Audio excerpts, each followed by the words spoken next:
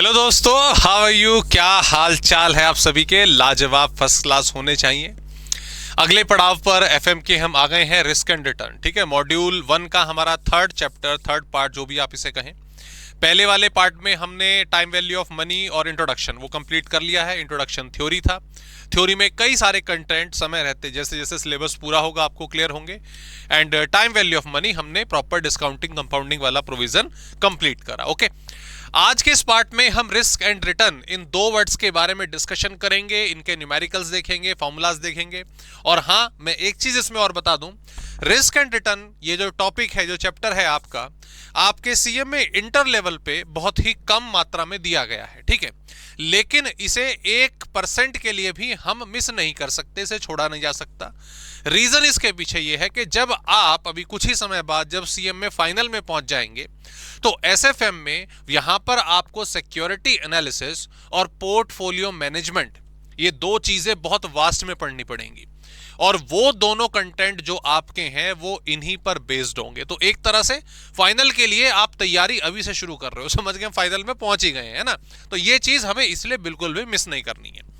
दोनों चीजें क्या है, वन बाय वन डिस्कस करा जाएगा। पहले मीनिंग समझ लेते हैं, रिस्क एंड रिटर्न है बेसिकली क्या। देखो, रिटर्न पहले हम डिस्कस करेंगे। रिटर्न हम जानते हैं सर, ओके।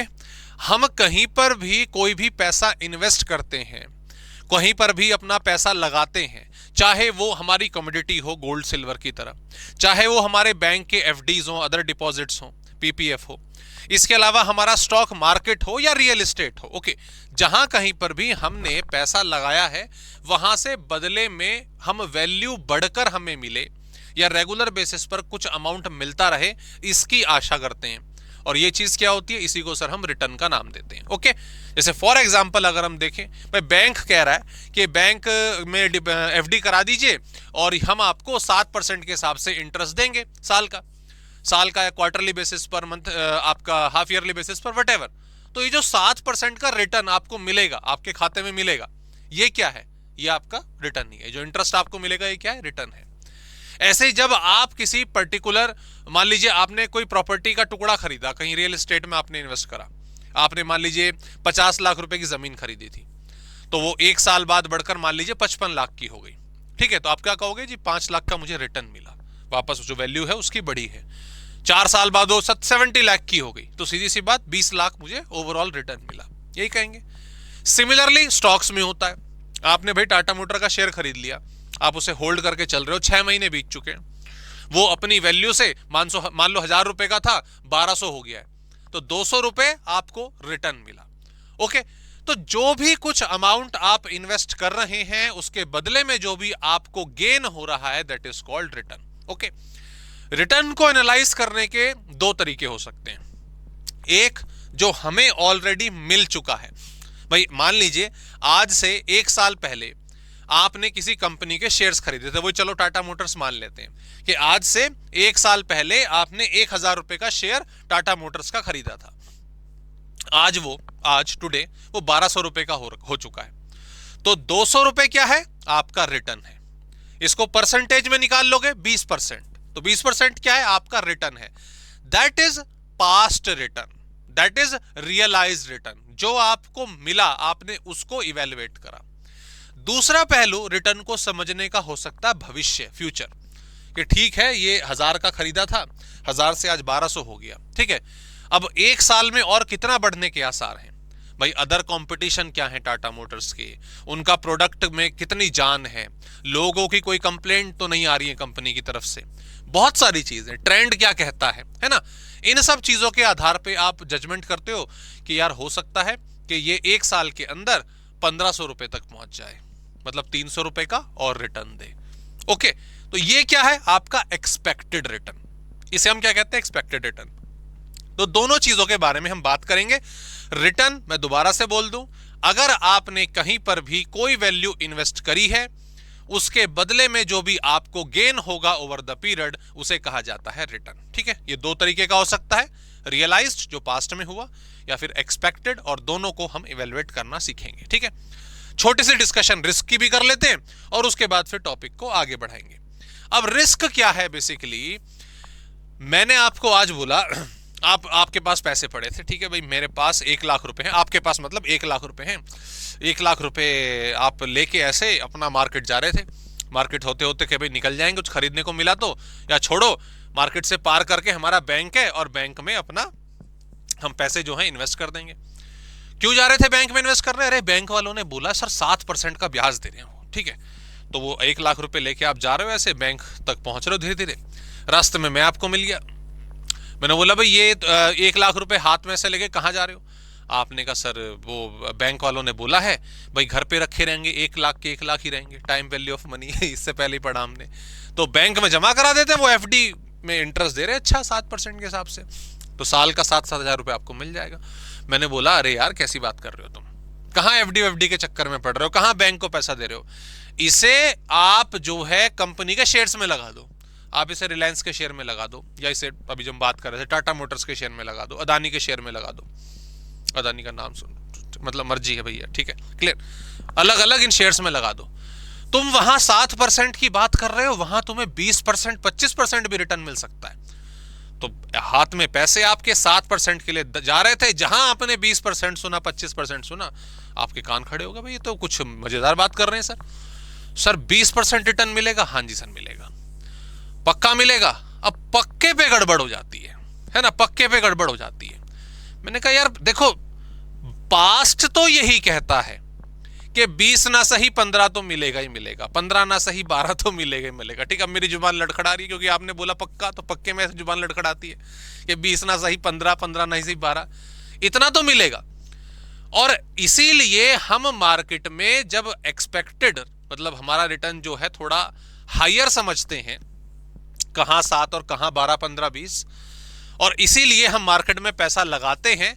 लेकिन इट्स नॉट ऑलवेज कि आपको एग्जैक्टली उतना ही रिटर्न मिले। क्यों? जो ये सारी कंपनीज हैं, इनके प्राइस में फ्लक्चुएशंस की आशंका होती है। मैं 1200 से, ना 1000 से 1200 आ गया, मैं 1200 से 1500 की आशा रख रहा था, लेकिन हो सकता है 1200 से आपका 1100 भी हो जाए, हो सकता है 1200 से 1300 भी हो जाए। हाँ भाई, चांसेस ज्यादा 1500 के हैं, 1100 के बहुत कम है, ये अलग अलग चीजें हैं। लेकिन भाई जब हम गारंटी नहीं दे पाते, जब हम जज करते हैं कि यहां कुछ फ्लक्चुएशंस हो सकती हैं मार्केट में, और उसकी वजह से हो सकता है हमें इतना रिटर्न ना मिले, शेयर में वेरिएशंस आए, प्राइस में वेरिएशंस आए उसके, इस चीज को रिस्क कहा जाता है। भाई रिस्क है, मतलब रिस्क रहेगा, वो वाला नहीं कि रिस्क है तो इसका है, ठीक है, लेकिन रिस्क रहेगा। इस रिस्क को मेजर करने के अलग अलग तौर तरीके होते हैं, systematic risk, unsystematic risk. Sir आपने कभी पहले पढ़ा, मतलब आपने कभी पढ़ा पहले? डेफिनेटली आप लोगों ने पढ़ा हुआ है। अगर आपको याद हो 11th क्लास में आपने स्टैटिस्टिक्स पढ़ा था, और उसमें स्टैंडर्ड डेविएशन नाम की एक चीज है, आप ऑलरेडी पढ़ चुके हो। वो जो स्टैंडर्ड डेविएशन है उसी का इस्तेमाल करना हम सीखेंगे यहाँ पे, कि किस तरीके से उससे रिस्क निकाला जाता है, ठीक है। So let's conclude the 2 words. जब हम रिटर्न की बात कर रहे हैं, सर हमने जो इन्वेस्टमेंट करी उसके बदले में जो भी गेन हमें मिला वो रिटर्न होता है। रिस्क जब भी हम किसी सिक्योरिटी में या किसी भी इन्वेस्टमेंट में अपना पैसा लगाते हैं, तो उसकी जो सेंसिटिविटी है, उसकी जो वॉलेटिलिटी है, कितना अप्स एंड डाउन हो सकता है, उसको रिस्क कहा जाता है। दोनों को मेजर करना हमने सीखना है। पहले हम अपना रिटर्न वाला मुद्दा वाइंड अप करेंगे।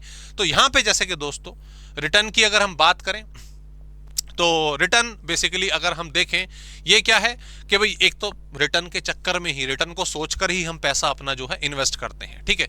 तो रिटर्न कई फॉर्म में आपका हो सकता है, और यहां पर रिटर्न को 2 चीजों के थ्रू समझना बहुत जरूरी है। एक है रियलाइज्ड रिटर्न और एक है एक्सपेक्टेड रिटर्न। हम दोनों को निकालना सीखेंगे। रियलाइज मैंने बता दिया पास्ट का होता है, it is after fact return that was earned. ये ऑलरेडी हमने जो अर्न कर लिया है पास्ट में, इसको दोस्तों हम एक्स पोस्ट रिटर्न भी कहते हैं। एक्स पोस्ट रिटर्न भी इसको कहा जा सकता है, ओके। और दूसरी तरफ एक्सपेक्टेड रिटर्न, के भविष्य में हमें जो भी कुछ मिलेगा उसे हम कहते हैं आपका एक्सपेक्टेड रिटर्न, और इसको एक्स एंटे, ये थोड़ा फॉरेन लैंग्वेज वाली चीजें है ना, रिटर्न भी कहा जा सकता है, ठीक है।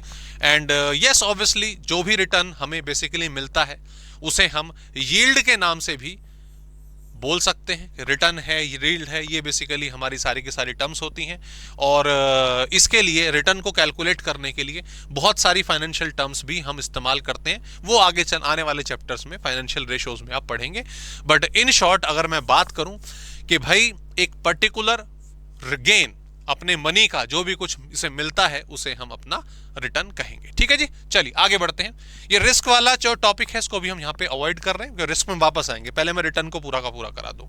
ओके, रिटर्न में दोस्तों हमें क्या क्या पढ़ना है, मैंने बताया जैसे एक रिटर्न क्या है, पास्ट वाला, एक रिटर्न क्या है, आने वाला। ओके, तो एक हम पढ़ेंगे टोटल रिटर्न और एक हम पढ़ेंगे एवरेज एनुअल रिटर्न। ये दोनों के दोनों पास्ट से रिलेटेड होंगे, रियलाइज्ड। ठीक है, कहने का मतलब डेटा ऑलरेडी गिवन होगा कि इतना कमा लिया है। ठीक है, तो जरा रिटर्न निकाल के बताओ। जैसे मैंने बोला ना कि शेयर 1000 रुपए से 1200 का हो गया, तो जरा रिटर्न निकाल के बताओ। तो 200 तो रुपए कमा लिए, लेकिन उसकी परसेंटेज क्या है, परसेंटेज में निकालना। ओके, ये हम सीखेंगे। और एक हम सीखेंगे expected rate of return, expected return on portfolio. दो अलग चीजें होंगी, इनके बारे में डिस्कशन करा जाएगा। ये फ्यूचर को लेकर होगा। ओके, कि फ्यूचर में किस तरीके से हम एंटिसिपेट करते हैं, अंदाजा लगाते हैं कि सिक्योरिटी हमें कितना रिटर्न देगी। ठीक है, तो चलिए शुरुआत करते हैं आपका calculation and measurement of return. इसमें सबसे पहले हमारा आ जाता है टोटल रिटर्न। टोटल रिटर्न का बड़ा सिंपल सा और एक मैं लॉजिक वाला एग्जांपल आपको देता हूं, फॉर्मूला आप खुद बनाओगे, फॉर्मूला आप खुद बनाओगे। ठीक है, ओके, तो जरा ध्यान देंगे, गौर फरमाएंगे। मान लीजिए आपने, हम बात कर रहे हैं टोटल, लिख लेना। ठीक है, टोटल वर्ड हम यहां पे लिखेंगे। ओके, मान लीजिए आपने, आज हम टाटा मोटर्स के पीछे बढ़ जाते हैं, टाटा मोटर्स का शेयर जो है वो परचेस करा कितने में सर, 1000 रुपए में। अच्छा, कब परचेस करा था आपने सर? आपने परचेस करा ये मान लीजिए 1/7/2023 को, इस डेट पर बाय करा फॉर एग्जांपल। ओके, अब ये जो शेयर है ये 1000 रुपए का 1000 रुपए का थोड़ी ना रहेगा, over the period of time इसकी जो वैल्यू है बढ़ेगी। ये समय रहते रहते रहते रहते 31 मार्च आ गया, 31 मार्च आ गया, क्लोजिंग आ गई। खरीदा कब था आपने? जुलाई में। 31 मार्च को सीधी सी बात है आपने एक बेचा नहीं, आपने वैल्यूएशन लगाया, या मान लीजिए बेच दिया, आपने इसको सोल्ड कर दिया कितने में? मान लीजिए 1160 रुपए में, 160 रुपए ऊपर। ओके, 1 जुलाई को खरीदा 1000 रुपए का, 31 मार्च को आपने इसको बेच दिया 1160 रुपए का, 160 रुपए ओवर हो गए। ठीक है, इस दौरान हुआ क्या था कि अक्टूबर 23 में इस कंपनी की बोर्ड मीटिंग हुई थी। इन्होंने क्वार्टरली रिजल्ट अपने क्या नाम है अनाउंस करे थे, और कंपनी काफी खुश थी, अच्छा प्रॉफिट बनाया था। तो कंपनी ने कहा ये लीजिए अपने शेयर होल्डर्स को 20 रुपए जो है वो डिविडेंड के भी दे दीजिए। इंटरिम डिविडेंड यहां पे अनाउंस करा, और कंपनी ने बोला इंटरिम फाइनल, उससे कोई मतलब नहीं है, डिविडेंड मिला 20 रुपए का। ओके, डिविडेंड आप जानते हैं भाई, अपने प्रॉफिट में से एक शेयर, एक हिस्सा अपने शेयर होल्डर्स को कंपनी प्रोवाइड करा देती है, दैट इज डिविडेंड। तो ये आपकी स्टोरी रही पूरी की पूरी इस कंपनी की। हमने आपसे पूछा कि जरा अपना टोटल रिटर्न बता दीजिए, टोटल रिटर्न बता दीजिए। हमेशा नॉर्मली जब भी हम निकालते हैं कोई भी वैल्यू, उसका फॉर्मूला क्या होता है? Gain divided by investment into 100, percentage निकलता है। हर जगह यही फॉर्मूला लगता है। चाहे आप बाजार से कुछ सामान लाके आगे बेच दो, चाहे आपने सिंपल एक ग्रोसरी की दुकान खोली हुई है, या कोई भी सिंपल एक चाय का बिजनेस आप करते हो, ऑब्वियस सी बात है गेन आपकी जो रिटर्न होता है आप कैसे निकालते हो? सर, हमने पैसा कितना लगाया था और उसके बदले हमने कितना कमाया है। अब इस एग्जाम्पल के हिसाब से, इस थ्योरी के हिसाब से 1000 रुपए आपने लगाए थे, 1000 रुपीज आपने लगाए थे। ओके जी, बदले में आपने क्या कमाया जरा मुझे बताओ। सर, जब हमने 1000 का 160 में बेचा, तो एक तो सीधे 1160 में बेचा, तो एक तो सीधा 160 रुपया मैंने कमा लिया, प्लस 20 रुपए मेरे को बीच में डिविडेंड भी मिल गया था। तो एक तो मेरे को 20 रुपए मिले और एक मेरे को 160 रुपए मिले। तो टोटल मैंने 1000 रुपए लगाकर 180 रुपए कमाए हैं, और ये मुझे 18% का रिटर्न दे रहे हैं। So that gives me a return of 18%। समझ आ गई बात? कोई डाउट इसमें? ये हो गया आपका टोटल का फॉर्मूला।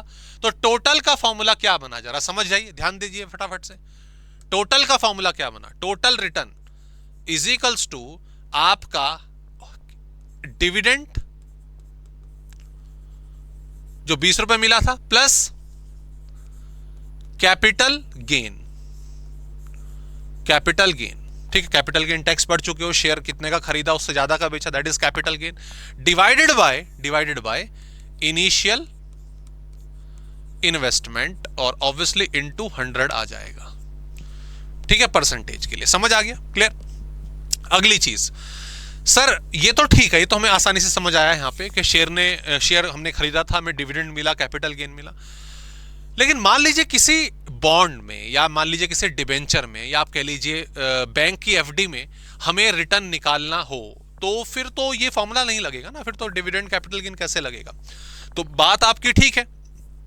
दरअसल अगर मैंने ये शेयर्स के हिसाब से निकाल दिया है ना, ये मैंने शेयर्स की टर्मिनोलॉजी समझाकर आपको फॉर्मूला लिखा दिया, लेकिन मान लीजिए डिबेंचर है तो उसमें क्या मिलता है? उसमें सर इंटरेस्ट मिलता है। क्या मिलता है? इंटरेस्ट मिलता है। बॉन्ड्स की वैल्यू में यूजुअली कैपिटल गेन नहीं होता, आप उसको प्रीमियम लिख सकते हो, ठीक है। हालांकि बहुत कम चांसेस है कि कैपिटल गेन आपको डिबेंचर्स में देखने को मिलता है कि भाई वैल्यू डिबेंचर की over the period of time बढ़ी, कम जरूर होती है पर बढ़ के ऐसा चांस नहीं होता, ठीक है, क्योंकि फिर रिटर्न इंटरेस्ट उतना कम मिलेगा देखा जाएगा तो। और फाइनली इसको डिवाइड कर देंगे आप इनिशियल इन्वेस्टमेंट से कि जितने का आपने डिबेंचर खरीदा। खैर बेहतर यह है, इसका अच्छा फॉर्मूला हम बना लेते हैं कि sir TR is equals to cash receipts plus capital gain. Cash receipts divided by capital gain divided by initial investment into 100, ये आप लिख सकते हो। ओके दोस्तों, यहां पे क्लैरिटी मिल गई। तो दोनों में से कोई भी फॉर्मूला लगेगा, जो ज्यादातर इस्तेमाल होगा आपका क्वेश्चंस के हिसाब से, वो एक तो ये वाला होगा, अदरवाइज ये तो ओवरऑल फॉर्मूला है ही। इंटरेस्ट बोले, डिबेंचर बोले, आपका शेयर्स बोले, डिविडेंड बोले, जिसके हिसाब से आप कर लेंगे। Okay, is that clear? हाँ जी sir, that is total return. अब इसमें एक इंटरेस्टिंग चीज और समझिए, वापस से इस क्वेश्चन पर आते हैं। सर यहां पर आपने हमें बोला कि 18% का रिटर्न मिला, ठीक है, 18% का रिटर्न मिला, ठीक है, ओके, कोई प्रॉब्लम वाली बात नहीं है इसमें, बिल्कुल सही है। लेकिन यहां पर अगर मैं इस सिक्योरिटी के लिए होल्डिंग पीरियड बोलूं तो वो था 9 महीने का, भाई जुलाई से लेके आपका 31 मार्च तक, दैट इज फॉर 9 मंथ्स। तो सर क्या 9 मंथ्स के लिए, 6 मंथ्स के लिए, 10 मंथ्स के लिए रिटर्न निकाला जाएगा, टोटल रिटर्न निकाला जाएगा, मतलब उसकी प्रेजेंटेशन करी जाती है? क्या ऐसा पॉसिबल है? हां जी पॉसिबल है, क्या दिक्कत है? आपने रिटर्न 18% का निकाला है, आपने लिख दिया। What you have to do, जब भी आप टोटल रिटर्न निकालेंगे उसके साथ पर एनम मत लिखिएगा, ओके, क्योंकि ये ओवरऑल रिटर्न है, ये 9 महीने का रिटर्न है, तो ये पर एनम नहीं हो सकता। लेकिन सर ठीक है, ये टोटल रिटर्न हो गया, लेकिन क्या हमें एनुअल रिटर्न लिखना चाहिए? अगर पूछ ले तो हम क्या करेंगे? तो कोई प्रॉब्लम वाली बात नहीं है, आप उसको लिखेंगे एनुअलाइज्ड रिटर्न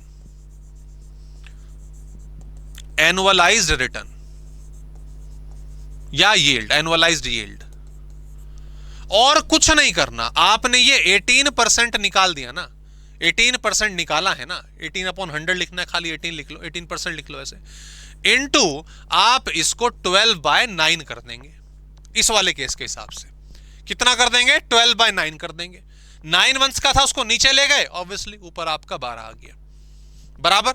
आपने सॉल्व करा तो ये मेरे ख्याल से 24% आ रहा है, तो 24% अब लिख दीजिए पर एनम, कि भैया साल के हिसाब से 24% का रिटर्न इसने दिया है। आओ इसमें एक चेंज और करें, मान लीजिए फॉर एग्जांपल ये 1 जुलाई ना होकर ये 1 जुलाई 2022 होता, 1 जुलाई 2022 होता। ओके, इस सिचुएशन में ठीक है 18% कंप्यूटेशन तो वही रहेगी, लेकिन ये टाइम पीरियड कितना हो गया, ये टाइम पीरियड 21 महीने का हो गया। अब उस केस में कुछ नहीं, 12/21 कर देंगे और जो भी आंसर आएगा वो हमारा एनुअल रिटर्न होगा कि एक साल में इसने लगभग इतना रिटर्न दिया है, that is 12 divided by 21 multiply by 18। तो ये 10.285 आ रहा है, तो वो लिख देंगे 10.285% per annum. Okay, so that is the difference between total return and annualise return. Total return भैया ओवरऑल जी मेरे को कितना कमा के दिया, मैं टाइम वाइम पे नहीं जा रहा हूं, मैंने सिंपल फॉर्मूला लगाया, वैल्यू निकाल दी। एनुअलाइज में मुझे बस ये थोड़ा सा ध्यान रखना पड़ेगा। बराबर जी, चलिए आगे बढ़ते हैं। ये कंप्लीट हुआ, उम्मीद करता हूं क्लियर है। आगे जैसे क्वेश्चन एक और कर लेते हैं, जैसे यहां पे देखेंगे अगर हम आपका the market price of a share is ₹600, investor buy 100 share, 100 share उसने खरीद लिए। After 1 year he sell these shares at the price of 720, ठीक है। ही ऑल्सो रिसीव डिविडेंड आपका 30 रुपए पर शेयर के हिसाब से। तो सिमिलर क्वेश्चन होगा जो भी हमने करा। So total return, find out total return. Total return is equals to sir dividend plus capital gain divided by initial investment और इनटू 100 फॉर द परसेंटेज, ये बेसिकली आ जाएगा, ठीक है। तो 30 रुपए मेरा डिविडेंड है, कैपिटल गेन कितना हुआ 720 माइनस 600, 120 का फायदा, और ऑब्वियसली इनिशियली आपने 600 रुपए लगाए थे। ये इनटू नंबर ऑफ शेयर्स करने की जरूरत नहीं है, आप सिंगल शेयर पर भी निकाल देंगे। ओके, तो ये कितना हुआ दोस्तों जरा बताओ, ये 150 हुआ, 150 डिवाइडेड बाय आपका 600 और इनटू 100, तो ये 25% हमारा आ रहा है, that is total return. And क्योंकि इसने ना इस क्वेश्चन में साफ साफ लिखा हुआ 1 ईयर, ठीक है, तो इट इज पर एनम, ठीक है, बट टोटल रिटर्न पूछा तो अवॉइड करो, मत लिखो, रहने दो, ठीक है जी। Okay, done. चलिए आगे बढ़ते हैं। अगली हेडिंग हमारे मॉड्यूल में, पहले मॉड्यूल की बात कर लेते हैं। यहां पर आपसे बोला गया है कि एवरेज एनुअल रिटर्न जो है वो जरा बता दीजिए। एवरेज एनुअल रिटर्न जो है कृपया करके वो हमें बता दीजिए। इसकी थ्योरी यहां पर दे दी है और थ्योरी के हिसाब से फिर क्वेश्चन भी देने चाहिए थे, लेकिन क्वेश्चन नहीं दिए, एक भी क्वेश्चन नहीं दिया, तो आपको परेशान होने की जरूरत नहीं है। एवरेज एनुअल रिटर्न एक तो निकालने का तरीका ये है जो मैंने आपको बताया। अगर सिक्योरिटीज के बारे में, इन्वेस्टमेंट्स के बारे में आपको ज्यादा डिटेलिंग नहीं दी है और इस तरीके से जो क्वेश्चन अभी हमने करा कि 9 महीने का, 20 महीने का, 24 महीने का, आपने पहले टोटल रिटर्न निकाल लिया, तो वही 12 अपॉन नंबर ऑफ मंथ्स करके आप एनुअलाइज रिटर्न, एनुअल रिटर्न निकाल लीजिएगा। दूसरा तरीका क्या हो सकता है, दूसरा तरीका आपका क्या हो सकता है बेहतर, मैं वो भी आपको करा देता हूं, ठीक है। मॉड्यूल में क्वेश्चन नहीं है, मैं आपको बता देता हूं, ठीक है। मान लीजिए यहां पर आपका सिक्योरिटी थी, सिक्योरिटी एम मान लेते हैं, कोई भी एमएनएम मान लेते हैं, महिंद्रा एंड महिंद्रा। आपने उस पर्टिकुलर सिक्योरिटी को बाय करा 1/4 या छोड़ ऐसे मान लेते हैं कि आपका जो होल्डिंग पीरियड है 2020 का, 2021 का, 2022 का, 2023 का और 2024 का, हालांकि खत्म नहीं हुआ है, तो मान लीजिए अलग अलग आपको रिटर्न दे रखा है कि यहाँ पे 14% था, यहाँ पे 18% था, 15 था, 20 था, 22 था। तो गैस करो क्या करोगे सर? कुछ नहीं करेंगे, इन सबको टोटल करेंगे और टोटल को 5 से डिवाइड कर देंगे, हमारा एनुअलाइज रिटर्न आ जाएगा, हमारा एनुअलाइज रिटर्न आ जाएगा। That's it, straight simple formula. हाँ, हालांकि चांसेस कम है क्योंकि क्वेश्चन चैप्टर में पूछने के लिए और बहुत मसाला है। तो यहां पर क्या चीज हो सकती है कि ये 18%, ये 15% या कोई भी परसेंट आपको ना दे, आपको बता देगा 2021 के बारे में कि जी इतना डिविडेंड मिला, इतना प्राइस में चेंज हुआ, तो ये 18% हो सकता है आपको निकालना पड़े और उसके बाद फिर आप एवरेज करो। बट चांसेस इसके कम है क्योंकि क्वेश्चन में अगर हम देखें, क्वेश्चन कह रहा हूं, चैप्टर की वेटेज अगर हम देखें तो पूछने के लिए और बहुत कुछ है। अभी स्टैंडर्ड डेविएशन है, एक्सपेक्टेड रिटर्न है, उसके चांसेस आपके ज्यादा होते हैं, ठीक है। तो ये रियलाइज्ड वाला जो पार्ट है दोस्तों वो हमने कंप्लीट करा, ठीक है, आगे बढ़ते हैं। And now we are moving towards expected rate of return. अगला है एक्सपेक्टेड रिटर्न ऑन पोर्टफोलियो। तो आप एक काम करिएगा, आपके लिए आसानी होगा। Expected rate of return of a security, ठीक है जी। और इन रियलिटी मैं आपको बताऊं, एक्सपेक्टेड रेट ऑफ रिटर्न या एक्सपेक्टेड प्राइस, इन्हें जज करने के लिए ना जाने कितने तरह के जो टूल्स हैं इस्तेमाल होते हैं। आपके ट्रेंड लाइंस होती हैं, आपने अगर आपका लीनियर प्रोग्रामिंग पढ़ा हो वो टूल्स आपके इस्तेमाल होते हैं, और जो मैथमेटिकल टर्म्स अभी हम पढ़ेंगे, मतलब हमें तो स्टैंडर्ड डेविएशन ही मेन पढ़नी है, बट इसके अलावा और बहुत सारी चीजें हैं, बहुत सारे फॉर्मूले हैं जो फाइनल लेवल पे आप पढ़ोगे। खैर, बहरहाल हेडिंग क्या बता रही है? Expected rate of return of a security बराबर, आप वही 1000 रुपए लेकर जा रहे थे, ठीक है। फॉर्मूला मैं नहीं लिखा रहा आपको, फॉर्मूला हम बेसिकली इसका फॉर्मूला खुद बनाएंगे, ठीक है, खुद इसको क्रिएट करेंगे। वो 1000 रुपए लेके आप जा रहे थे ना, सॉरी लाख रुपए लेके आप जा रहे थे। मैं मिल गया आपको रास्ते में मैंने कहा भाई ये क्या कर रहे हो? करे आपने बोला वही बैंक जा रहे हैं सर ब्याज के लिए, ब्याज कमाएंगे 1 लाख रुपए। मैंने बोला इन्वेस्ट कर दो, ठीक है। किस में इन्वेस्ट कर दो? मैंने नाम ले दिया कि भाई चलो अडानी का नाम ले दिया, ठीक है, ठीक है, अडानी का नाम ले दिया कि आपको रिटर्न ज़्यादा मिल जाएगा, ठीक है। डर लगता आजकल है ना अडानी के नाम पे तो पर रिटर्न मजेदार दिया है सबको, ऐसी बात नहीं है। लोग लाख बुराइयां करें, ठीक है, लेकिन उनके पोर्टफोलियो में, उनके खातों में, डीमैट अकाउंट में अडानी दिखेगा जरूर, ठीक है। चलो आगे बढ़ते हैं। तो मैंने कहा अडानी में लगा दो यार, वहां रिटर्न बढ़िया तुम्हारा। कर अच्छा सर, अच्छा कितने का शेयर अडानी का सर? अरे मैंने कहा यार 2500 का शेयर है, 2500 मान लेते हैं, हालांकि 3000 के आसपास चल रहा है आजकल। 2500 का शेयर है, 1 लाख रुपए तुम यहां लगाओ ना, अच्छा कितना रिटर्न मिल जाएगा? अरे मैंने कहा 1 साल में देखना 3500 भागेगा ये। सर पक्का 3500 भागेगा? वही पक्के वाली बात आ गई। मैंने कहा नहीं यार, मतलब 3200 भी पहुंच सकता है। 3200 भी ठीक है सर, पक्का 3200, मतलब 3200-3500 तो पहुंच जाएगा। मैंने कहा नहीं यार, हो सकता है, मतलब मार्केट अगर फ्लक्चुएट हुई और ये गवर्नमेंट स्टेप हुए तो 2800 पर भी रह सकता है, ठीक है। आपने कहा सर ऊपर ही रहेगा ना? मैंने कहा देखो हद से ज्यादा अगर कुछ हुआ तो 2200 हो जाएगा। मैंने सारे गणित बता दिए। मैंने बोला कि ये 3500 भी जा सकता है, मैंने सारी बात रख दी अपनी। मैंने कहा भाई यार ये 3200 भी जा सकता है, मैंने कहा यार ये 2800 भी रह सकता है, और हो सकता है मतलब एक्सेप्शनल चांसेस कि ये 2200 भी चला जाए, ठीक है। अरे बाप रे बाप सर, आपने तो बड़ा कंफ्यूज कर दिया। 3500 भी, 3200 भी, 2800 भी, 2200 भी, 3 ऊपर बता दिए, 1 नीचे बता दिया। ऐसे कैसे इन्वेस्ट करा जाएगा? और हम कैसे एस्टिमेट लगाएं कि ये पर्टिकुलर हमारी सिक्योरिटी, मतलब जो शेयर है, वो कितना रिटर्न देगा?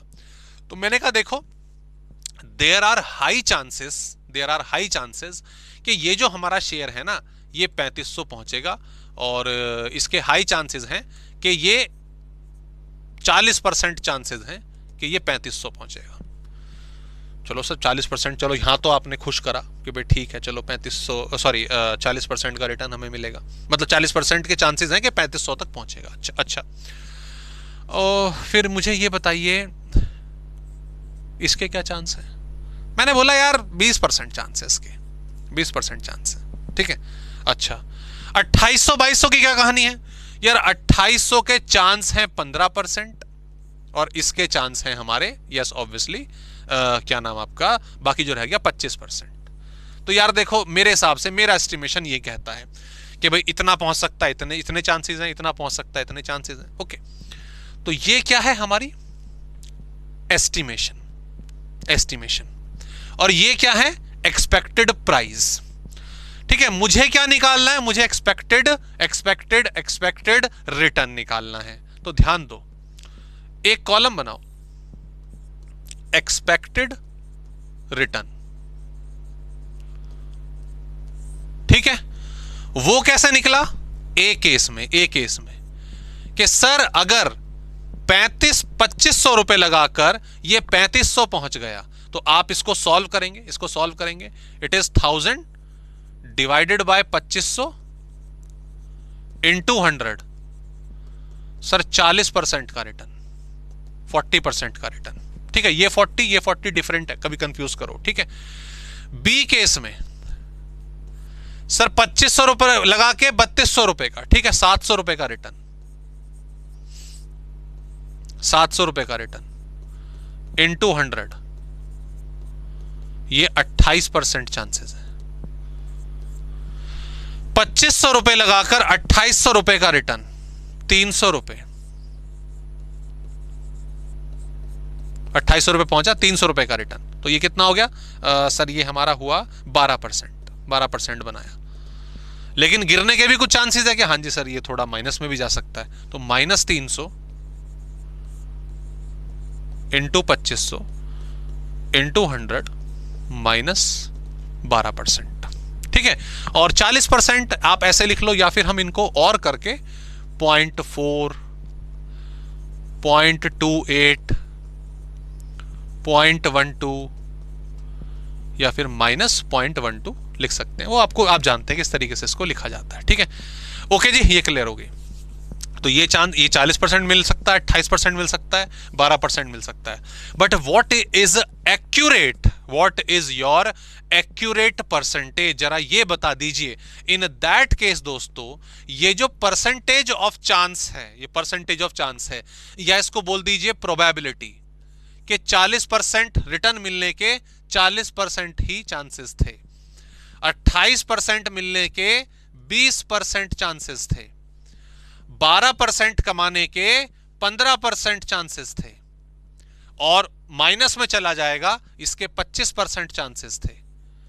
अब आप क्या करेंगे? नथिंग, जस्ट प्रोडक्ट निकाल दोगे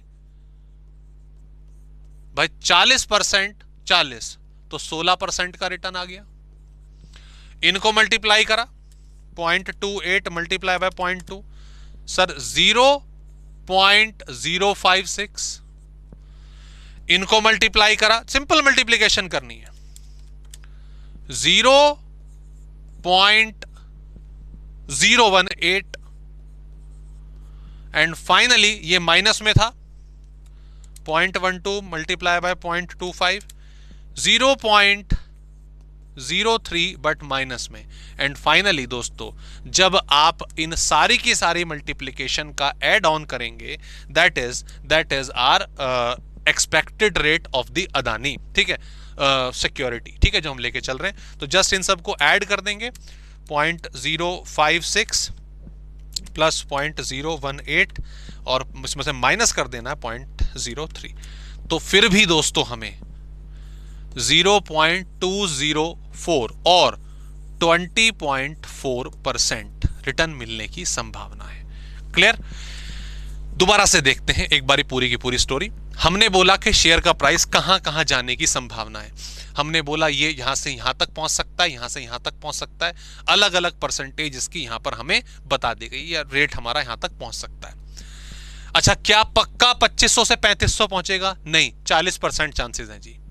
क्या पक्का 3200 पहुंचेगा? उसके 20% चांसेस हैं जी। तो सारे चांसेस आ गए। तो मैंने क्या करा, इन एवरी केस मैंने एक्चुअल रिटर्न निकाल दिया, मतलब सॉरी एक्चुअल तो नहीं बोलेंगे, एक्सपेक्टेड रिटर्न निकाल दिया हर एक में। वो कितना कितना था सर? 40%, 28%, 12%, -12%, ठीक है। चांसेस एग्जाम में ये आपको दे रखा होगा, ये आ गया। फिर मैंने उनकी प्रोबेबिलिटी ली, यार 40% रिटर्न मिलने की प्रोबेबिलिटी 0.4 है, तो ठीक है, एक्चुअल रिटर्न कितना हो जाएगा उसका मल्टीप्लीकेशन का, फिर उसकी वैल्यू कितनी रह गई? 16 रह गई। आपको 28% रिटर्न मिलने की जो चांसेस हैं वो 0.2 20% है, तो उसका मैंने 20% ले लिया। कंप्यूटेशन करी, टोटल करा, तो ओवरऑल जो एक्सपेक्टेड रिटर्न मेरी सिक्योरिटीज का आ रहा है वो कितना आ रहा है? 20.4%। बराबर। कायदे से दोस्तों अगर देखा जाए, मेरा फॉर्मूला क्या बना? मेरे expected return of security, S लिख लीजिए, सिक्योरिटी। क्या हुआ? मैंने करा क्या है? मैंने सारी की सारी एक्सपेक्टेड रेट 1 को उसकी प्रोबेबिलिटी से मल्टीप्लाई करा, है ना। फिर मैंने अगले वाले एक्सपेक्टेड रिटर्न को उसकी प्रोबेबिलिटी से मल्टीप्लाई करा, ऐसे ही करता चला गया ना, और बाद में सबको मैंने ऐड कर दिया। So that's the simple formula. जो भी मेरे एक्सपेक्टेड रिटर्न थे, चांसेस हैं कि ये क्वेश्चन में गिवन होगा, हालांकि हमने वो भी निकालना सीख लिया। ओके, और उसको उसकी प्रोबेबिलिटी से मल्टीप्लाई कर दिया, बाकी सबको जोड़ दिया। फॉर्मूले की जरूरत नहीं पड़ेगी, ये होगा क्वेश्चन के थ्रू ही सॉल्व, क्योंकि इसका इस्तेमाल आगे स्टैंडर्ड डेविएशन निकालने के लिए भी होता है। बराबर, तो चलिए आगे बढ़ते हैं। इसका क्वेश्चन करा दूं, मैंने डाले तो थे क्वेश्चन। ये एक्सपेक्टेड रिटर्न, एनुअल रिटर्न ये निकालने को बोला है, ये डिविडेंड निकालने को बोला है, एआरआर निकालने को बोला है। रुक जाओ एक सेकेंड, नहीं इसका क्वेश्चन नहीं है, इसको बाद में वाला कवर जो है तब करेंगे। बहरहाल चलो एक और क्वेश्चन इसका हम कर लेते हैं, एक और क्वेश्चन मैं आपको कराता हूं। लिखिए, साथ साथ लिखेंगे और एक और क्वेश्चन इसका कर लेते हैं। Expected price of share of XL Limited after a period of 1 year is as follow.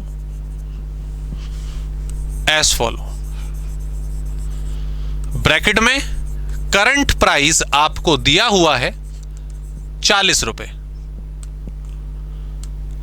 अभी करंटली कितना है? 40 रुपए। ठीक है, तो यहां पे प्रोबेबिलिटी, सॉरी, केस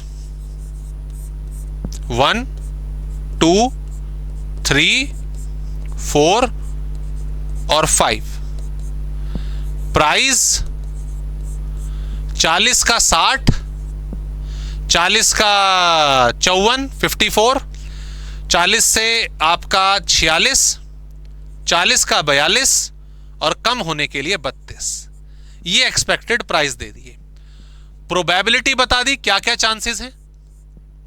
इसके 15% चांस है, इसके 20% चांस है, परसेंटेज और प्रोबेबिलिटी सेम मैनर में लिखी जाती है। इसके हैं हमारे 15%, इसके हैं हमारे 20%, टोटल कितना हो गया, और इसके गिरने के ज्यादा दिखा रहा है ये 30%। ये हमने वैल्यू एज्यूम करी है। आपसे पूछा गया find expected rate of return of the security. ठीक है, सिंपल। तो आइए पहले तो देखो, दो चीजों की मल्टीप्लिकेशन होती है, एक्सपेक्टेड रिटर्न की और प्रोबेबिलिटी की। प्रोबेबिलिटी ऑब्वियसली गिवन है, आपको यहां पर क्या निकालना होगा? Expected return. उसका फॉर्मूला क्या है सर? हम जानते हैं सर, जो भी गेन होगा डिवाइडेड बाय इन्वेस्टमेंट इनटू 100। अब डिविडेंड तो नहीं है ना, तो इट्स ओनली गेन। सबसे वाले 40 रुपए लगाए, हमने कितने रुपए लगाए? 40 रुपए। That is our initial investment in every case. 40 से 60 पहुंचा सर, 20 रुपया कमा लिया 40 लगा के सर, 50%। ठीक है, या एक काम करते हैं, 100 लिखते नहीं ताकि मल्टीप्लिकेशन में आसानी रहे। तो सर 0.5, 50%। ठीक है, उसके बाद आगे हाँ 40 लगा के 54 पे पहुंच गए सर, 14%। नीचे आ गया 40, it is 0.35। Okay, so in every case आप कर लेंगे 6 divided by 40 sir 15%, 2 divided by 40 sir only 5%, only 5%, and the last is -8 upon 40 sir -20%, 0.2। Okay, simply क्या करा हमने? प्रोडक्ट निकाल दिया। सिंपली हमने प्रोडक्ट निकाल दिया। प्रोडक्ट निकाल के वैल्यूज लिख दी, तो कर दीजिए फटाफट से। 15 को हमने 5 से मल्टीप्लाई कर दिया, तो इट इज 0.075, मतलब 0.15 इंटू 0.5। ठीक है, 0.2 और ये हमारा हो जाता सर, ये आ रहा है 0.07, 0.07 कर लेते हैं, 0.35 इंटू 0.2, हाँ 0.07। उसके बाद नेक्स्ट 0.0225, ये वैल्यू आ गई। ठीक है, उसके बाद ये हमारा आ जाता है 0.001, 001 आया ना, तो करके देख लो, 0.1 मल्टीप्लाई 0.05, हाँ जी, नहीं सॉरी, एक कम आएगा, 0.2, हाँ 0.01, एंड लास्ट चीज ये माइनस में है, बट कोई बात नहीं, 0.3 मल्टीप्लाई बाय 0.2 इट इज -0.06। आप इन सबका टोटल कर देंगे और आंसर हमारा आ जाएगा 0.075 प्लस 0.07 प्लस 0.0225 प्लस 0.01 माइनस 0.06। तो ये दोस्तों 0.1175 आ रहा है। इसका मतलब 11.75% ये हमारा इस सिक्योरिटी का एक्सपेक्टेड रिटर्न होगा। ओके जी, तो उम्मीद करता हूं ये वाला एक्सपेक्टेड रिटर्न वाला प्रोविजन हमें अच्छे तरीके से क्लियर हो गया है। ठीक है, प्रोबेबिलिटी के बिहाफ पर तो प्रोबेबिलिटी दे, परसेंटेज दे, बोथ आर सेम थिंग। भाई परसेंटेज को हम पॉइंट हटा के, मतलब नीचे से परसेंट, सामने से परसेंटेज जाके पॉइंट में लिख देते हैं, और प्रोबेबिलिटी भी 1 के बिहाफ पर होती है, तो इट्स ऑल्सो 100%। तो दोनों की कंप्यूटेशन सेम है। Okay, now let's discuss the concept of expected return on the portfolio. ये क्या चीज है? ये थोड़ी सी डिफरेंट हुई है, इसमें भी प्रोबेबिलिटी है, इसमें भी प्रोबेबिलिटी, बट कैसे कैलकुलेट होगा, फॉर्मूला दे रखा है आपको ऑलरेडी मॉड्यूल में, लेकिन मैं इसका कंसेप्ट बताता हूं, आप फॉर्मूला कैसे डिराइव कर लेंगे। We are talking about the return on portfolio. What is portfolio, what is the meaning of portfolio? पहले तो ये क्लियर कर लीजिए। देखिए, आपके पास पैसे लगाने के लिए 1 लाख रुपए हैं, ठीक है, तो ये होता है आपका कॉर्पस। इसे क्या बोला जाता है? इसे कॉर्पस बोला जाता है। आपका अपना कॉर्पस, आपकी अपनी कैपिटल जो आपने इन्वेस्ट करनी चाहिए। अब ये जो 1 लाख रुपए नॉर्मली किसी का भी हो, चाहे वो 10,000 रुपए का हो, 1 लाख का हो, 10 लाख का हो, करोड़ का हो, जितने का भी हो, ऐसा तो नहीं होता ना कि सारे के सारे पैसे आपने एक ही कंपनी में लगा दिए। लगाने को लगा सकते हो, but it is not a wise decision. भाई वो होता है, पुरानी कहावत है ना कि भाई जो अंडे हैं सारे के सारे वो एक टोकरी में नहीं रखने हमें, है ना, अलग अलग टोकरी में रखने। अगर एक ही टोकरी में रख के और टोकरी गिर गई तो सारे अंडे फूट जाएंगे, सारी आपकी जो कमाई है वो चली जाएगी। लेकिन अलग अलग टोकरियों में रहेंगे तो अगर एक आधी कभी गिर भी गई तो दूसरे वाली सेफ रहेगी, है ना, सिंपल सा कंसेप्ट अपना। इसी चीज को पोर्टफोलियो कहा जाता है कि इस पैसे को ऐसा है, सारा का सारा पैसा एक जगह मत लगाइए, अलग अलग लगाइए। तो आपने क्या करा, इस 1 लाख में से 40,000 रुपए, 25,000 रुपए, है ना, और 35,000 रुपए, ये अलग अलग इंडस्ट्रीज में लगा दिए। फॉर एग्जाम्पल ये आपने लगाया मोटर्स में, या आप कह लीजिए ऑटोमोबाइल, ये ऑटो सेक्टर में टाटा मोटर्स के, महिंद्रा के, आपने मारुति सुजुकी के शेयर्स खरीद लिए, ठीक है।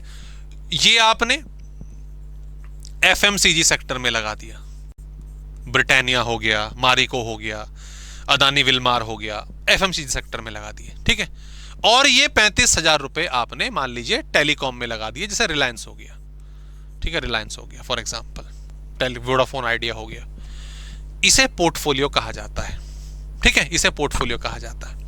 या फिर आप सीधा यहां पे इंडस्ट्री भी लिख सकते हो। मैं ये नहीं कह रहा कि सेक्टर वाइज ही पोर्टफोलियो बनता है, ठीक है, आप सेक्टर के नाम लिख सकते हो। मैंने यहां पे सीधा बोल दिया कि टाटा मोटर्स में लगा दिए, ठीक है। मैंने यहां पे साफ साफ बोल दिया कि मारिको में लगा दिए, एफएमसीजी की कंपनी। मैंने यहां पे साफ साफ बोल दिया कि आपने एयरटेल में लगा दिए, भारती में लगा दिए, क्लियर। तो कंपनियों के नाम भी हो सकते हैं। अभी आपने क्या करा, व्हाट यू डू, आपने अपनी टोटल पोर्टफोलियो का 40% परसेंटेज निकालनी आसान है, इस सेक्टर में लगाया है, ओके। 35% इस सेक्टर में लगाया है, और सॉरी 35 नहीं 25% इस सेक्टर में लगाया है, और 35% इस सेक्टर में लगाया है। यही करा, सीधी सी बात है। हाँ जी सर, यही करा। देयर आर चांसेस कि भाई आपको यहां पर जो टाटा मोटर्स हैं, वो टाटा मोटर्स या ऑटोमोबाइल, जो भी सेक्टर वाइज भी अगर आप बोल रहे हो, कि ये आपको ओवर द ईयर 18% का रिटर्न दे देगी। ये है एक्सपेक्टेड रिटर्न हर एक के, कि 18% रिटर्न हमें दे देगी, ठीक है, इस तरीके से लिखा हुआ है। अच्छा, मारिको यानी कि एफएमसीजी इतना वोलाटाइल नहीं रहता, तो ये मान लीजिए हमने बोला कि भाई ये 12% का रिटर्न देगी, ठीक है। और भैया भारती में आपने 25,000 रुपए लगा दिए हैं, यार जियो के साथ बड़ा कंपटीशन है आजकल इसका, वोडाफोन आइडिया चलो इतना परेशान नहीं कर रहे, लेकिन ये 9% ही रिटर्न मिलेगी, ओके। मैं ये पूछ रहा हूं What is the return? What is your return? What is your expected return of the portfolio? Of portfolio. There is nothing special. जो आपने अभी प्रोबेबिलिटी वाला रूल अपनाया ना, ये आपका रिटर्न, ये आपका रिटर्न, और ये रिस्पेक्टिव इन्वेस्टमेंट आपकी. So you what you have to do, weight 1 multiply by return 1 या expected return 1 plus weight 2 into expected return of 2 और सिमिलरली प्लस आपका चल भाई थैंक यू हो गया, weight 3 into expected return of 3. That's it, same scenario. So then what you do sir, 0.4 into 18% या 0.18, it's your choice completely. दोनों तरीके mathematical understanding है, दोनों से आंसर लेकिन सेम ही आएगा. सर इधर 25% 0.25 इनटू एक्सपेक्टेड रिटर्न था सर 12%.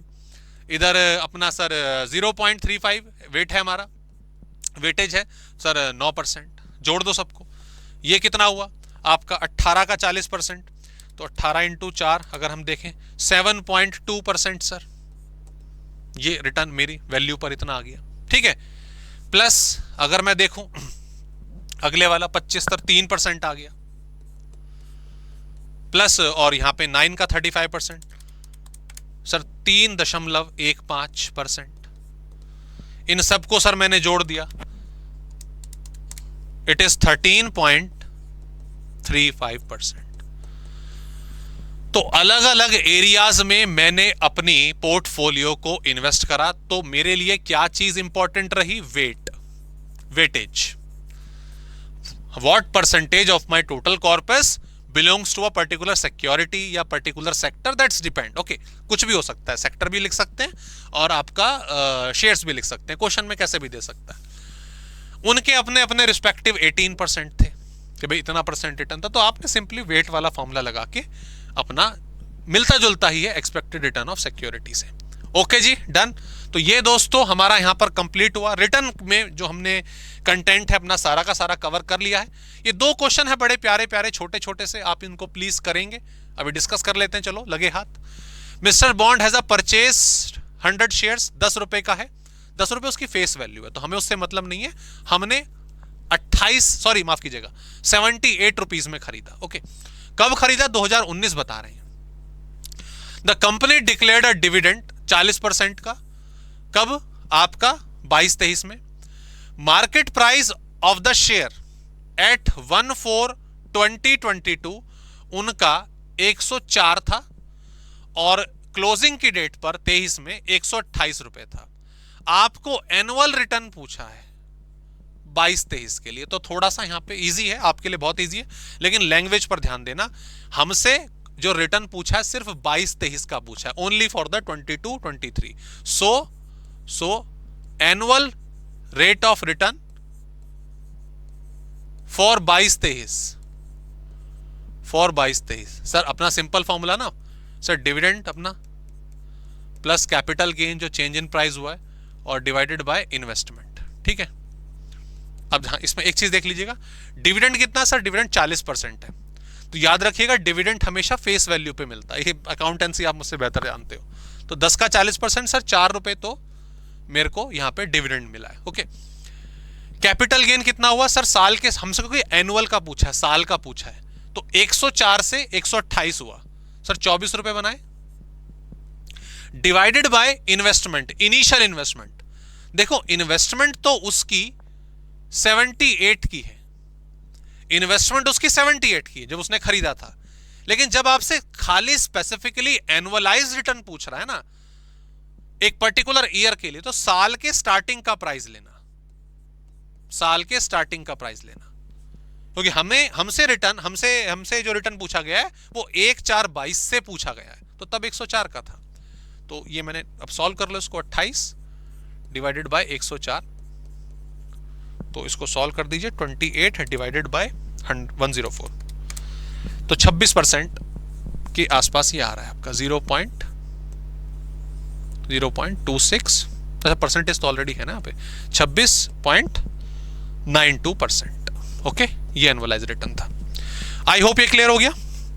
मैं साइड हो जाता हूं, स्क्रीनशॉट लेना ले लीजिए एक बारी, ठीक है। फिर मैं इस क्वेश्चन का एक दूसरा पहलू जो है आप लोगों को वो भी कराना चाहता हूं, ठीक है। तो ये हो गया हमारा, जल्दी से स्क्रीनशॉट ले लीजिए। 3 2 1 डन, ठीक है। चलो, अच्छा, इसमें ये क्वेश्चन, ये अभी हमने वो क्वेश्चन सॉल्व करा, ये आंसर सॉल्यूशन जो बताया ये वो था जो हमसे क्वेश्चन में पूछा गया। अब इसमें थोड़ी वैरायटी लेके आ जाते हैं।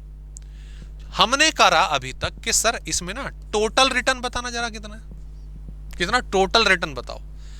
तो सर देखो, फॉर्मूला तो वही रहेगा, dividend plus capital gain divided by initial investment और इनटू 100। डिविडेंड का मुझे 1 साल का डेटा पता है, तो 4 रुपए डिविडेंड आ गया। अब टोटल रिटर्न पूछ लिया, एनुअलाइज नहीं पूछा, वो पर्टिकुलर ईयर का नहीं पूछा, तो 78 से 128 पे पहुंच चुके हैं हम। 78 का सौदा उठाया था, आज 128 का है, तो 50 रुपए बना लिए और डिवाइडेड बाय 78। ओके, पिछले में 104 क्यों लिखा? क्योंकि हमसे स्पेसिफिकली 22-23 का पूछा गया था, बराबर। ओके, नाउ सॉल्व कर दो। 54 78 इंटू 100, तो 54 डिवाइडेड बाय 78, 69.23% ये हमारा आ गया है, ठीक है जी। दैट्स द टोटल रिटर्न, उस पर्टिकुलर ईयर का आपने निकाल लिया था, बराबर। आई समझ में? और अगर इसी डेटा के हिसाब से मुझे एवरेज एनुअलाइज रिटर्न निकालना हो कि सर ये तो पूरे साल भर का हो गया, पूरी जिंदगी का हो गया, अगर पर एनम बेसिस पे निकालना हो, तो what you have to do, nothing much, 0.23 into क्या करोगे आप, ऊपर तो 12 आएगा, डिवाइडेड बाय, हालांकि इस क्वेश्चन में ये नहीं बताया इसने कि 2019 में इसने शेयर कब खरीदा था, ये नहीं बताया। मान लीजिए 1 अप्रैल को ही आपका क्या नाम है खरीदा था, तो 2020, 21, 22 और 23 पूरे 4 साल हो गए 48। तो इसको अगर मैं डिवाइडेड बाय 4 कर दूं तो ये 17.30%। अब आप पर एनम लिख सकते हैं कि इतना रिटर्न मिला है। ओके, तो ये हमारा कंटेंट हुआ आपका पूरा का पूरा दोस्तों रिटर्न का। ये क्वेश्चन आप होमवर्क में करेंगे। Average market price and dividend per share आपको दे रखा है। आपसे क्वेश्चन में एवरेज रेट ऑफ रिटर्न पूछा गया है, एवरेज रेट ऑफ रिटर्न पूछा गया है। What you have to do, question थोड़ा लंबा होगा, बाद में इसको होमवर्क में करिएगा। आप हर ईयर के लिए पहले टोटल रिटर्न निकालेंगे या एनुअल रिटर्न निकालेंगे। 2023 के लिए अगर हम बात करें, नहीं सॉरी उल्टा चलेगा, इसमें डेटा उल्टा दे रखा है, उल्टा चलाइएगा। 28 में डिविडेंड इतना मिला और एवरेज प्राइस इतना था। ओके, तो ये तो बिल्कुल ही सिंपल हो गया। 2008 में आपका 18 में हमने सिक्योरिटी 38 रुपए की खरीदी, और चलो मैं करके दिखाता हूं इसको ना आपको कंफ्यूजन अगर दूर हो। तो पहले ईयर बाय ईयर 2018 में आपने 38 रुपीज लगाए थे, आपको डिविडेंड मिला कितने का, 1.8 का। कैपिटल गेन 0, क्योंकि चेंज तो नहीं पता, 38 रुपए आ गया, ठीक है। आपने मल्टीप्लाई बाय 100 किया तो ये कितना आ गया, 1.8 डिवाइडेड बाय 38, इट इज 4.73%। ये 2018 के लिए। ओके, 2019 के लिए ध्यान दीजिएगा। 2019 में डिविडेंड मिला 2 रुपए, ठीक है। कैपिटल गेन 38 से हम 45 गए। ओके, तो कितना फायदा हुआ सर, हमारा फायदा हुआ 7 रुपए का। नीचे 38 ही आएगा, नीचे 38 ही आएगा, ठीक है, जो उससे पहले साल का था, क्योंकि हमें इससे 38 से पहले की हमारे पास कोई इंफॉर्मेशन नहीं थी ना, इसलिए कैपिटल गेन 0 रहा और तभी प्राइस 38 ही रहा। 100 इसको सॉल्व करेंगे, it is 9 divided by 38, it is 23.68, ठीक है। ऐसे ही 2020 के लिए निकालिए। 2020 में आप 45 से 53 पे चले गए, तो आपने डिविडेंड कितना कमाया सर, 2.5 रुपए कमाया, और कैपिटल गेन कितना कमाया, 8 रुपए कमाया, डिवाइडेड बाय आपका अब 45 आएगा। तो ऐसे आपको क्या करना है दोस्तों, इसको कंप्लीट कीजिएगा, आंसर आपको कमेंट बॉक्स में बताना है। ऐसे ही 21 के लिए करिएगा, ऐसे ही 22 के लिए करिएगा, ऐसे ही 23 के लिए करिएगा, और जो भी आपके रेट्स आएंगे ना सारे के सारे, उन सबको ऐड करके आपको 6 से डिवाइड करना है, जितनी भी बार आपने कंप्यूटेशन करी है। तो ये सिंपल सा केस आपको करना होगा। तो आई होप यहां पर ये हमने पॉइंट क्लियर कर लिया अच्छे तरीके से, इसमें कोई क्वेरी डाउट नहीं होनी चाहिए। चलिए वापस आते हैं और अपना जो रिस्क वाला पोर्शन है उसको भी डन करते हैं।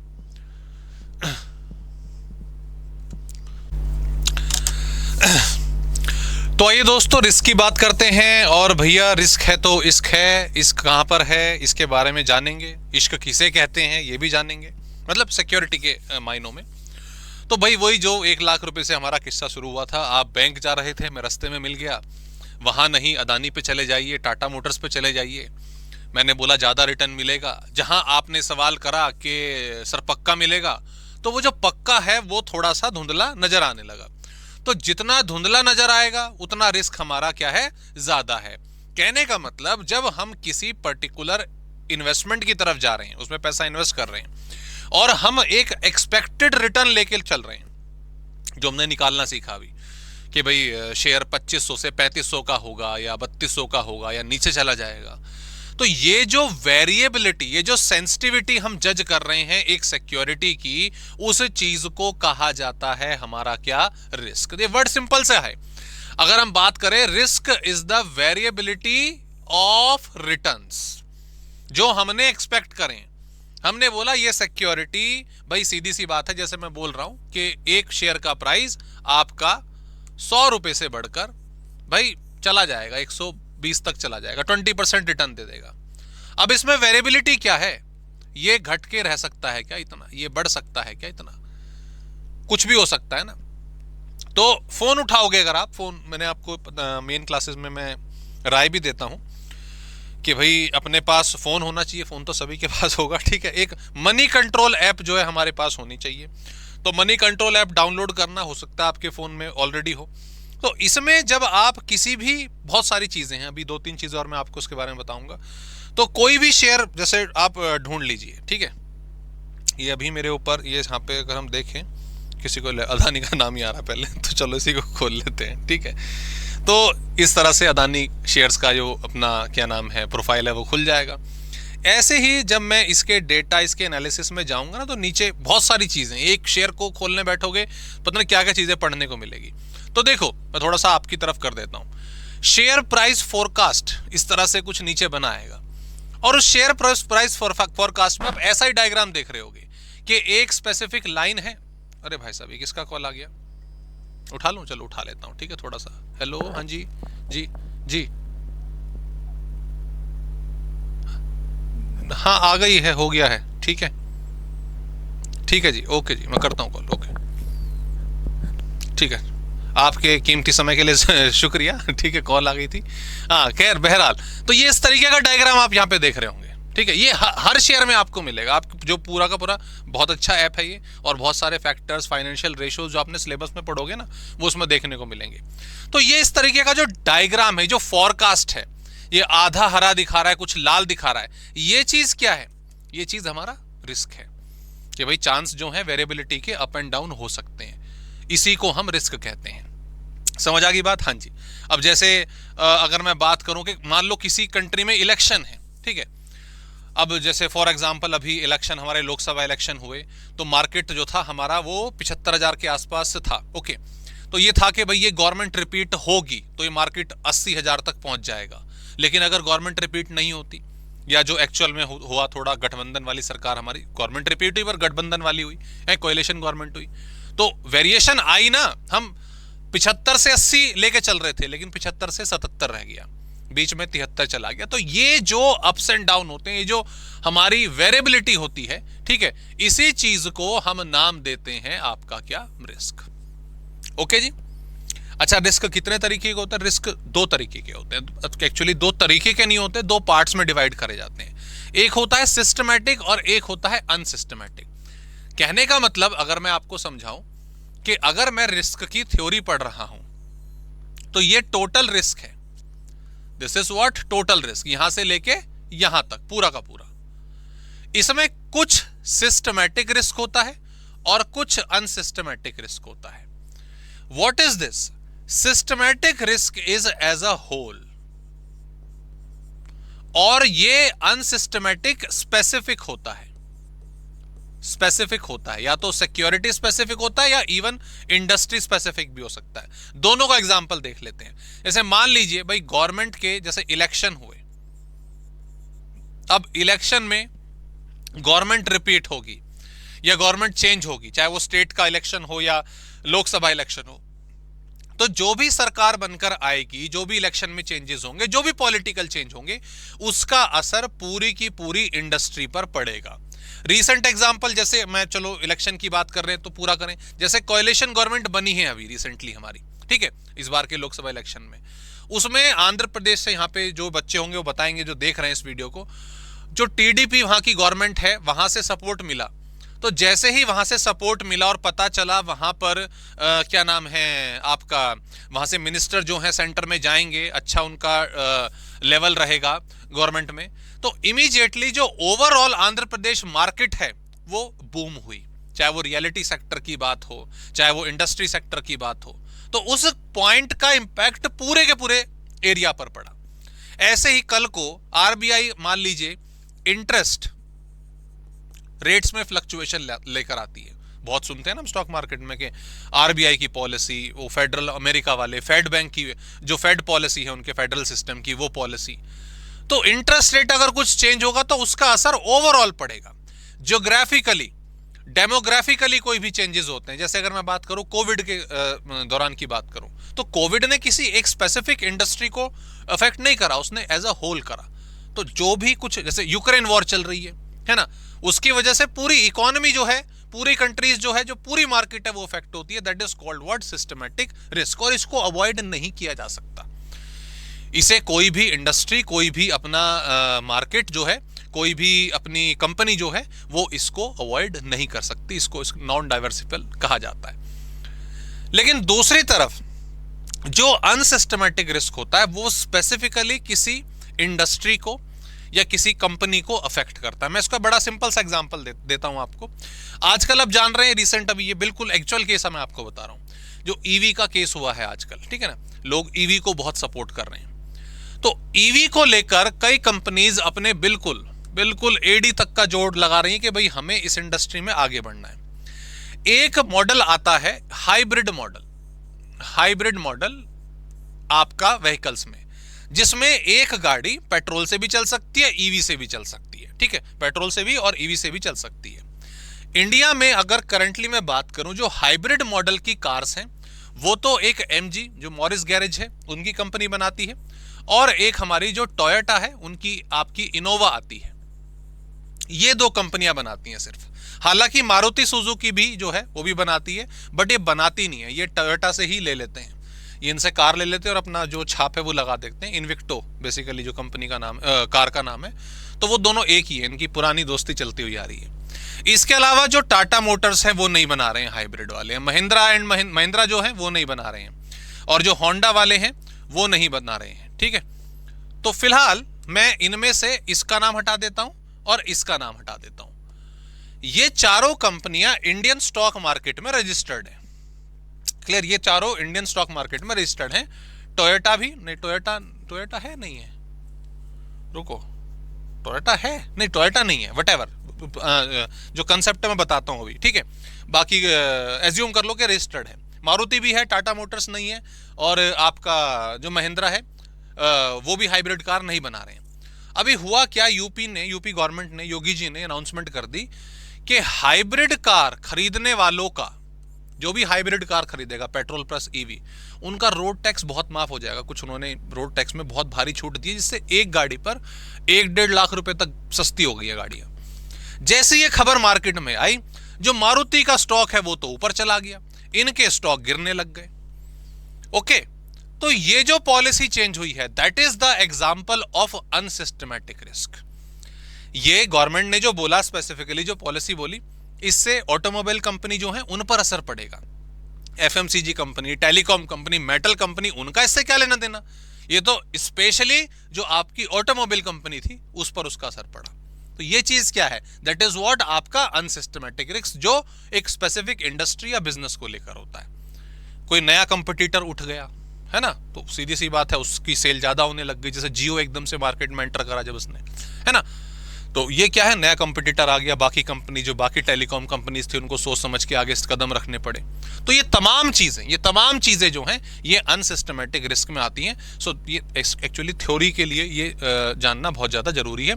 थ्योरी का अगर क्वेश्चन आए तो आप इस तरह से लिखें। तो वही सिस्टमैटिक रिस्क जैसे हम बता रहे हैं कि ये क्या है बेसिकली, अगर हम बात करें तो ये मार्केट को एज अ होल अफेक्ट करता है सिस्टमैटिक रिस्क। रीजन भी देखो, मार्केट का, इंटरेस्ट रेट का, परचेजिंग पावर का, ये सब वही आपके जो ज्योग्राफिकल, डेमोग्राफिकल, आपका पॉलिटिकल, इकोनॉमिकल जो भी चेंजेस होते हैं इसके अंदर आते हैं। ठीक है, सिस्टमैटिक रिस्क को मेजर करने का तरीका होता है बीटा, लेकिन ये क्या है इसको भी हम आगे डिस्कस करेंगे। ठीक है, चिंता ना करें। ठीक ऐसे ही अनसिस्टमैटिक रिस्क की बात करें जो बेसिकली कंट्रोलेबल होते हैं एक इंडस्ट्री के लिए, और ये स्पेसिफिक बिजनेस या इंडस्ट्री पर अपना असर डालते हैं। ठीक है, बिजनेस रिस्क, इसका डिफॉल्ट रिस्क, फाइनेंशियल रिस्क, भाई कैपिटल स्ट्रक्चर, एक कंपनी के ऊपर लोन बहुत बढ़ गया तो उस कंपनी को अफेक्ट करेगा, पूरी की पूरी मार्केट को एज अ होल अफेक्ट नहीं करेगा। डिफॉल्ट रिस्क, पेमेंट रुक गई, पेमेंट नहीं कर पा रहे हैं टाइम पे, तो ये छोटे मोटे जो एक इंटरनल रिस्क होते हैं इनको अनसिस्टमैटिक रिस्क कहा जाता है। ठीक है, तो चलिए दोस्तों कैलकुलेशन पर आते हैं। Calculation of return and risk में रिटर्न हमने ऑलरेडी कर लिया है। यहां पर अगर हम देखें तो रिस्क हम 4 पार्ट में पढ़ने वाले हैं। एक है सब्जेक्टिव एस्टीमेट, ये थ्योरी है, इसमें ऐसा कुछ करने का न्यूमेरिकल वगैरह पार्ट नहीं है। स्टैंडर्ड डेविएशन एंड वेरिएंस ये हम करेंगे, एक सीवी और एक होगा इंपॉर्टेंट हमारा बीटा। ओके, तो पहले चलिए स्टैंडर्ड डेविएशन और वेरिएंस की तरफ जाते हैं।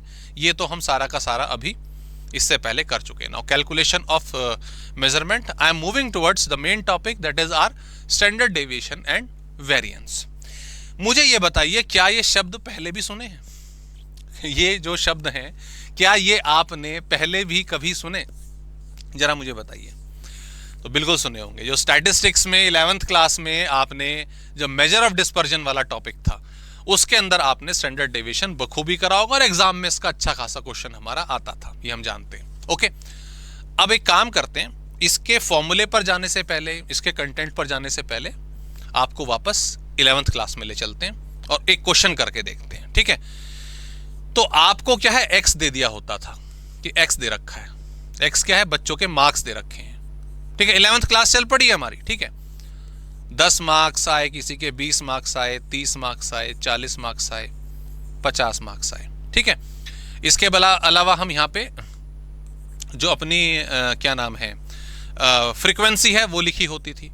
तो फ्रीक्वेंसी मान लीजिए यहाँ पे 2 है, यहाँ पे 5 है, यहाँ पे 8 है, यहाँ पर आपका 10 है और फिर दोबारा से 5 है। बोला गया इसका स्टैंडर्ड डेविएशन फाइंड करिए, find out the standard deviation. तो बहुत सारे मेथड होते थे, लेकिन हम वो वाला मेथड लगाएंगे जो हमें आगे हेल्प करेगा, and that is the mean method, actual mean method. तो आपने सॉल्यूशन के लिए क्या करा, ये मार्क्स जो है ये x हो जाता था, इसको हम x मान लेते थे, और ये f number of student. Okay, तो सबसे पहले हम निकालते थे fx कि दोनों को सर मल्टीप्लाई कर लेते हैं। तो ये कितना हुआ सर, ये हुआ 20, सर ये हुआ 100, ये हुआ सर 240, ये हुआ सर 400 और ये हुआ 250, बराबर। इसको टोटल कर लिया हमने और फ्रीक्वेंसी का भी टोटल कर लिया। ओके, तो ये टोटल हमने करा तो कितना हो जाता है, 10 और 10 20 और 30 यहाँ पे हमारा ये आ रहा है, 30 हमारा आ रहा है। और fx हमने करा तो fx का टोटल कर लेते हैं, 120, 360, 760 और 250। ये दोस्तों आ रहा है 1010। ओके, ये हमारा आ गया। मैं इसमें कुछ ना छोटा सा चेंज करूं ताकि नीचे कुछ नहीं करते, जैसा चल रहा है चलने देते हैं। ओके, तो फिर आप क्या करोगे, एक्चुअल मीन निकाल लोगे। मीन मैं यहाँ पे निकाल देता हूँ, यहाँ पे हम बाकी काम कर लेंगे। मीन का सिंपल सा फॉर्मूला होता था fx upon summation of fx divided by summation of f। So it is 1010 जो 10 हमारा आया है और डिवाइडेड बाय 30। इसको आप सॉल्व करेंगे तो दोस्तों ये आ रहा है 33.66 और मैं इसको 34 एज्यूम कर रहा हूं। ठीक है, मैं इसको 34 एज्यूम कर रहा हूं ताकि कंप्यूटेशन हमारी आसानी से समझ आ जाए। ठीक है, 34 मैंने उसको एज्यूम कर लिया। अभी 11th क्लास की तरह क्वेश्चन हम कर रहे हैं। दोबारा से चेक कर लेते हैं, क्रॉस चेक। 20 फिर आपका 100, ये 240 आया, 400 आया, 250 आया, जोड़ के ठीक है। अगला स्टेप हमारा क्या होता था? अगले स्टेप में हम निकालते थे डेविएशन। डेविएशन कैसे निकलती थी? आप x में से x मीन को माइनस करते थे। ये x है हमारा और मीन आप निकाल चुके हो, तो हर लेवल पे आप मीन x डेविएशन निकाल दोगे। तो 10 माइनस 34 मैंने एज्यूम कर लिया ताकि कंप्यूटेशन हमारी अंडरस्टैंडिंग वाली हो जाए। तो सर ये हो जाता है -24, ऐसे ही सर ये हो जाता है -14, सर ये हो जाता है -4, और ये हो जाता है हमारा 6, और ये हो जाता है हमारा 16। ओके, अगला स्टेप होता था हम d का स्क्वायर करते थे। जो डेविएशंस आए हैं इनका स्क्वायर कर देते थे। ओके, तो ये हमारा हो जाएगा 576, ये हो जाता है 196, 16, 36 और ये 256। ओके जी, और फाइनली लास्ट स्टेप में हम एफ डी डैश स्क्वायर कर निकालते थे। मतलब जो हमारा ये डी स्क्वायर आया है इसको फ्रीक्वेंसी से मल्टीप्लाई करा जाता था। बहुत सारे मेथड्स होते थे इसके, मैं इसका नॉर्मल वाला तरीका ही आपको करा रहा हूं, ठीक है, ताकि क्योंकि इसी के बिहाफ पे अगले आगे क्वेश्चंस होंगे। तो मल्टीप्लिकेशन निकाल लीजिए, 1152, 196 इंटू 5, 290, उसके बाद 16 इंटू 8, 128, 128 के बाद 36 इंटू 10, तो ऑब्वियसली 360, और 256 इंटू 5, ये आ रहा है 1280, 1280, ये आ गया भाई। ठीक है, ये कैलकुलेशन कर ली, भूल चूक लेनी देनी भाई आगे पीछे, क्योंकि ये बेसिक सी चीज़ है, मैं इसमें ज़्यादा क्रॉस वेरिफिकेशन में समय नहीं गवा रहा हूँ। आपका टॉपिक मुझे पूरा भी करवाना है, तो इनको सब जोड़ लेते हैं। तो ये 360 प्लस 128 और 1152, तो ये दोस्तों 3900 ये आ गया। ओके डन, समझ आ गई बात। यहां तक बड़ा सिंपल सा तरीका, यही पैटर्न हम यूज करते थे। अब इतना करने के बाद मैं आपको एक चीज बता दूं, यहां पर आपने वेरिएंस ऑलरेडी सीख लिया है। वेरिएंस क्या होता है? ये जो चीज है ना, ये जो आपने निकाली है 39, इसे वेरिएंस कहा जाता है। इसे क्या कहा जाता है? इसे वेरिएंस कहा जाता है। तो आपने कितना निकाल दिया? ठीक है, दैट इज वेरिएंस। ओके, इसके बाद अगर मैं एक सेकेंड रुको, no this is not variance, माफी चाहता हूं, ये वेरिएंस नहीं है, नहीं, स्क्वायर अपॉन, ओके, ये वेरिएंस नहीं है, इसको हटाएंगे यहां से।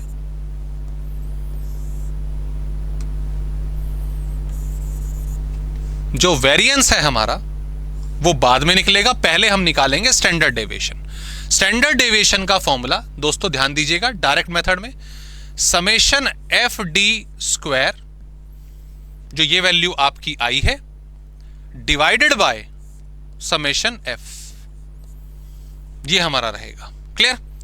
ये चीज 3900 इज वेरिएंस, लेकिन अभी मान के मत चलना, रीजन बीइंग क्योंकि आपका जो क्वेश्चन आएगा वो फ्रीक्वेंसी बेस्ड नहीं होगा, वो प्रोबेबिलिटी बेस्ड होगा, वो पता चल जाएगा भी आपको, डोंट वरी।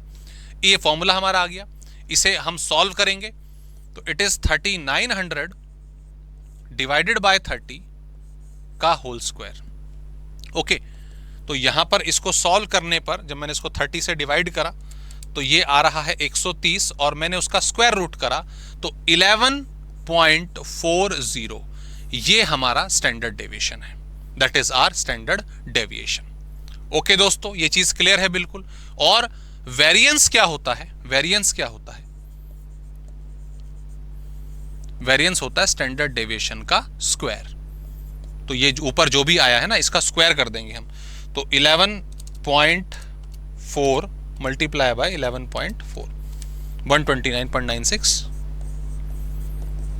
ये आपका स्टैंडर्ड डेविएशन आ जाएगा। ठीक है, मैंने आपको अभी तक कुछ नई चीज आपके एग्जाम के हिसाब से नहीं बताया, मैंने सिर्फ आपको बताया कि स्टैंडर्ड डेविएशन हम कैसे निकाला करते थे 11th या 12th क्लास में जब भी हमने स्टैटिस्टिक्स पढ़ी है। मैं दोबारा से बता दूं, ये हमारे मार्क्स हो गए, ये हमारी फ्रीक्वेंसी हो गई, और ये एक स्पेसिफिक ऑर्डर हमने करा है। हाँ, पहले हमने क्या करा, पहले हमने इनकी मदद से अपनी जो एक्चुअल मीन होती है वो कैलकुलेट करी। ओके, नाउ अब आते हैं सिक्योरिटीज के ऊपर। सिक्योरिटीज के केस में हम किस तरीके से स्टैंडर्ड डेविएशन निकालेंगे, आइए जरा सॉल्व करें। ठीक है, एग्जैक्टली यही पैटर्न हमारा फॉलो होगा, बस कहीं पर जो छोटी मोटी बारीकियां हैं उसका ध्यान रखना है। तो आइए देखिए, ये अगला क्वेश्चन हमें यहां पे दे रखा है। Okay, X limited has forecasted the return on its shares with the following probability distribution. Okay, और इसमें आपका रिटर्न माइनस से लेके प्लस तक दे दिया, रिस्पेक्टिव प्रोबेबिलिटीज दे दी, बराबर। हमें एक्सपेक्टेड रेट ऑफ रिटर्न निकालना, ये तो ऑलरेडी सीख चुके हैं। हमें वेरिएंस निकालना है और हमें स्टैंडर्ड डेविएशन निकालना है। हमें वेरिएंस निकालना है और स्टैंडर्ड डेविएशन निकालना है। ये दोनों क्या है, वेरिएंस और स्टैंडर्ड डेविएशन क्या है, इनका मीनिंग भी अभी हम समझेंगे। ठीक है, अभी तो निकालना सीख रहे हैं। तो आइए क्वेश्चन की शुरुआत करते हैं। सर, अभी आपने बताया स्टैंडर्ड डेविएशन निकालने के लिए आपके पास कुछ एक्स वैल्यूज होनी चाहिए और आपके पास कुछ फ्रीक्वेंसी की वैल्यू होनी चाहिए। यहां पर दोस्तों अगर इस तरीके से हमारा क्वेश्चन बनता है, रिटर्न हमारे एक्स के रूप में काम करेंगे और प्रोबेबिलिटीज हमारी फ्रीक्वेंसी के रूप में काम करेंगी। ऊपर जो क्वेश्चन कराया उसे कराने का यही पर्पस था कि आप आइडेंटिफाई कर पाएं कि आपके पास जो एक क्वेश्चन है उसकी शुरुआत किस तरीके से करनी है। तो इसीलिए मैं रिक्वेस्ट कर रहा हूं एक बार क्वेश्चन पहले कर लेना। ठीक है, ओके, आगे बढ़ते हैं। अब यहां पर इस केस में एक काम करते हैं, इसको यहां पे सॉल्व कर लेते हैं। क्या एक काम करते हैं, चलो छोड़ो ना, यहीं पर ही सॉल्व करेंगे। एक्स मैं लिख रहा हूं -20, -10, -5, 5, 10, 18 छोटा हो गया क्या 18, 20, 30 यार थोड़ा कॉम्पो हो रहा है, कंजस्ट हो रहा है। इधर कर लेते हैं, ठीक है, इधर कर लेते हैं, इसको हटा देते हैं यहां से, और मैं थोड़ा सा इसको यहां पे साइड करके यहां पे सॉल्व करता हूं। ओके, यहां पे आ जाएगा। एक्स आपको दिया हुआ है, इट इज -20, -10, -5, 5, 10, 18, 20 एंड 30। ठीक है, okay, we have the probabilities 0.05, 0.05, 0.1, 0.1, 0.15, 0.25, 0.25 and 0.05। Okay, 115, ठीक है, ओके। टोटल ऑब्वियसली 1 आना चाहिए, तो 50 तो ये हो गया और ये 20 हो जाता है, ये 20, ठीक है, एग्जैक्टली। सबसे पहला स्टेप सर दोनों का मल्टीप्लीकेशन, और जो दोनों का मल्टीप्लीकेशन है अभी एक्सपेक्टेड रिटर्न जो है हमारा वो निकालना सीख चुके हैं सर प्रोबेबिलिटी के केस में। तो सिंपली fx दोनों को मल्टीप्लाई करा, तो आइए करते हैं। 0.05 मल्टीप्लाई बाय 20, 1 आ रहा है सर, एग्जैक्टली 1.00 ऐसे लिख लेना, ठीक है, क्योंकि हो सकता है आगे पॉइंट में आए। तो 0.05 मल्टीप्लाई बाय 10, तो 0.05 नहीं 0.5, ठीक है। उसके बाद 5 को 1 से आपने मल्टीप्लाई करा तो 0.5, ठीक है। पहले 3 माइनस में तो माइनस माइनस लगा दिया, ठीक है। अगले वाला 0.5, फिर है आपका 1.5, फिर इसको कर लेते हैं, वैसे 1/4 हो गया तो 9, 4.5, ये है आपका 5, और लास्ट हमारा आ जाएगा 3, 1.5, ठीक है। लास्ट वाला करके देख लें, कभी गलत हो जाए। 0.05 मल्टीप्लाई बाय 30, हाँ ठीक है, क्रॉस वेरीफाई कर लें। ये 2% हो गया, फिर उसका आधा आपने कर दिया 1, ठीक है। ये 10 का आपने 1 करा तो आधा हो गया, वो भी ठीक है। 5 का 10%, ये भी ठीक है, ये भी ठीक है। फिर 10 का ठीक है, ये भी ठीक है, सारे ठीक है। आपने टोटल करा, टोटल कर दीजिए ऊपर वाले, तो ये कितना हो जाता है 2, 7, 11, 12, 13, 13 प्लस में आ रहा है और 13 के बाद 2 माइनस हो जाएगा तो 11% दोस्तों। 11% इज आर एक्सपेक्टेड रिटर्न। तो जो पहली चीज है, जो एक्सपेक्टेड रिटर्न है, वो 11% आप निकाल चुके हैं। ठीक है, ये आपका आंसर हो गया। अगला स्टेप क्या होता था सर? अगले स्टेप में हम निकालते थे डेविएशन, और डेविएशन के लिए आप x में से जो आपका रेट आया है, आप इसको r माइनस r बार भी लिख सकते हैं, x माइनस x बार भी लिख सकते हैं। कोई हार्ड एंड फास्ट फाइनेंस में कोई टर्म्स नहीं होती कि यही यूज करनी है, आप कोई भी यूज कर सकते हो। ठीक है, तो आपने डेविएशंस निकाले, तो 11% से यहां तक की डेविएशन सर -31, 10 की डेविएशन सर -21, 5 की डेविएशन -16, 5 की डेविएशन -6, 10 की डेविएशन -1, फिर 18 की डेविएशन सर 7, 20 की डेविएशन सर 9 और फाइनली इसकी डेविएशन 19। ठीक है, x माइनस x बार आपने कर दिया जो कि 11 आपका आया था, तो -20, -11, -21 हो गया। फिर ये सिंपल सा तरीका आपका कंप्लीट हो जाता है। अगले स्टेप में सर हम करते हैं डी स्क्वायर। ठीक है, 3 पेन हो गए हमें, प्रेजेंटेशन का ध्यान रखिएगा। जो वैल्यूज आई हैं इनका स्क्वायर कर दीजिए। तो 31 का होता है 961, ठीक है, 21 का होता है 441, 16 का होता है 196, ये 36, ये 1, ये 49, ये 81 और 19 का होता है 361। ओके जी, ये वैल्यू हमारी आ गई। अगले स्टेप में सर हम f को d डैश से, मतलब जो डेविएशन आया उसके स्क्वायर को मल्टीप्लाई करते हैं, तो f डेविएशन स्क्वायर ये आप लिख सकते हैं। तो आइए करें इसको, फिर ये तो करना पड़ेगा भाई, इतनी स्ट्रांग मैथ्स नहीं है। 961 मल्टीप्लाई बाय 0.05, 48.05। ठीक है, उसके बाद 441 डिवाइडेड मल्टीप्लाई बाय ये 22.05। ठीक है, इसके बाद अगर हम बात करें नेक्स्ट आपका 196 मल्टीप्लाई बाय 10% ही है तो 19.6 हो जाएगा। फिर 36 को भी 1 से ही करना है, सो 3.6 हो जाएगा। फिर डेविएशन सिर्फ 1 की है, उसको फिर 0.15 ही हो जाएगा। ओके, 0.25 है 49 का, 49 है ना, हाँ 49 का 1/4 कर दो तो ये 12.25 आ रहा है। उसके बाद 81 का 1/4 कर दो 20.25, 20.25 और फाइनली लास्ट 361 ना, 361 मल्टीप्लाई बाय 0.05 तो 18.05 हमारा आ रहा है। ठीक है भाई, मैं भूल चूक लेनी देनी, ठीक है, बाकी कंसेप्ट देखना पूरा। आइए इसको ऐड करते हैं, 20.25, 12.25, 0.15, 3.6, 19.6, 22.05 और फिर 48.05। ये वैल्यू हमारी आ जाती है। 144 आ रहा है बेसिकली। ठीक है, 144 आ रहा है। आइए स्टैंडर्ड डेविएशन निकाल, मीन आपने 144 याद रहेगा। ठीक है, ये एक्सपेक्टेड रेंट आपने निकाल दिया था। स्टैंडर्ड डेविएशन का जो हमारा फॉर्मूला है वो जैसे मैंने आपको बताया था, summation F D dash square upon summation F होता है।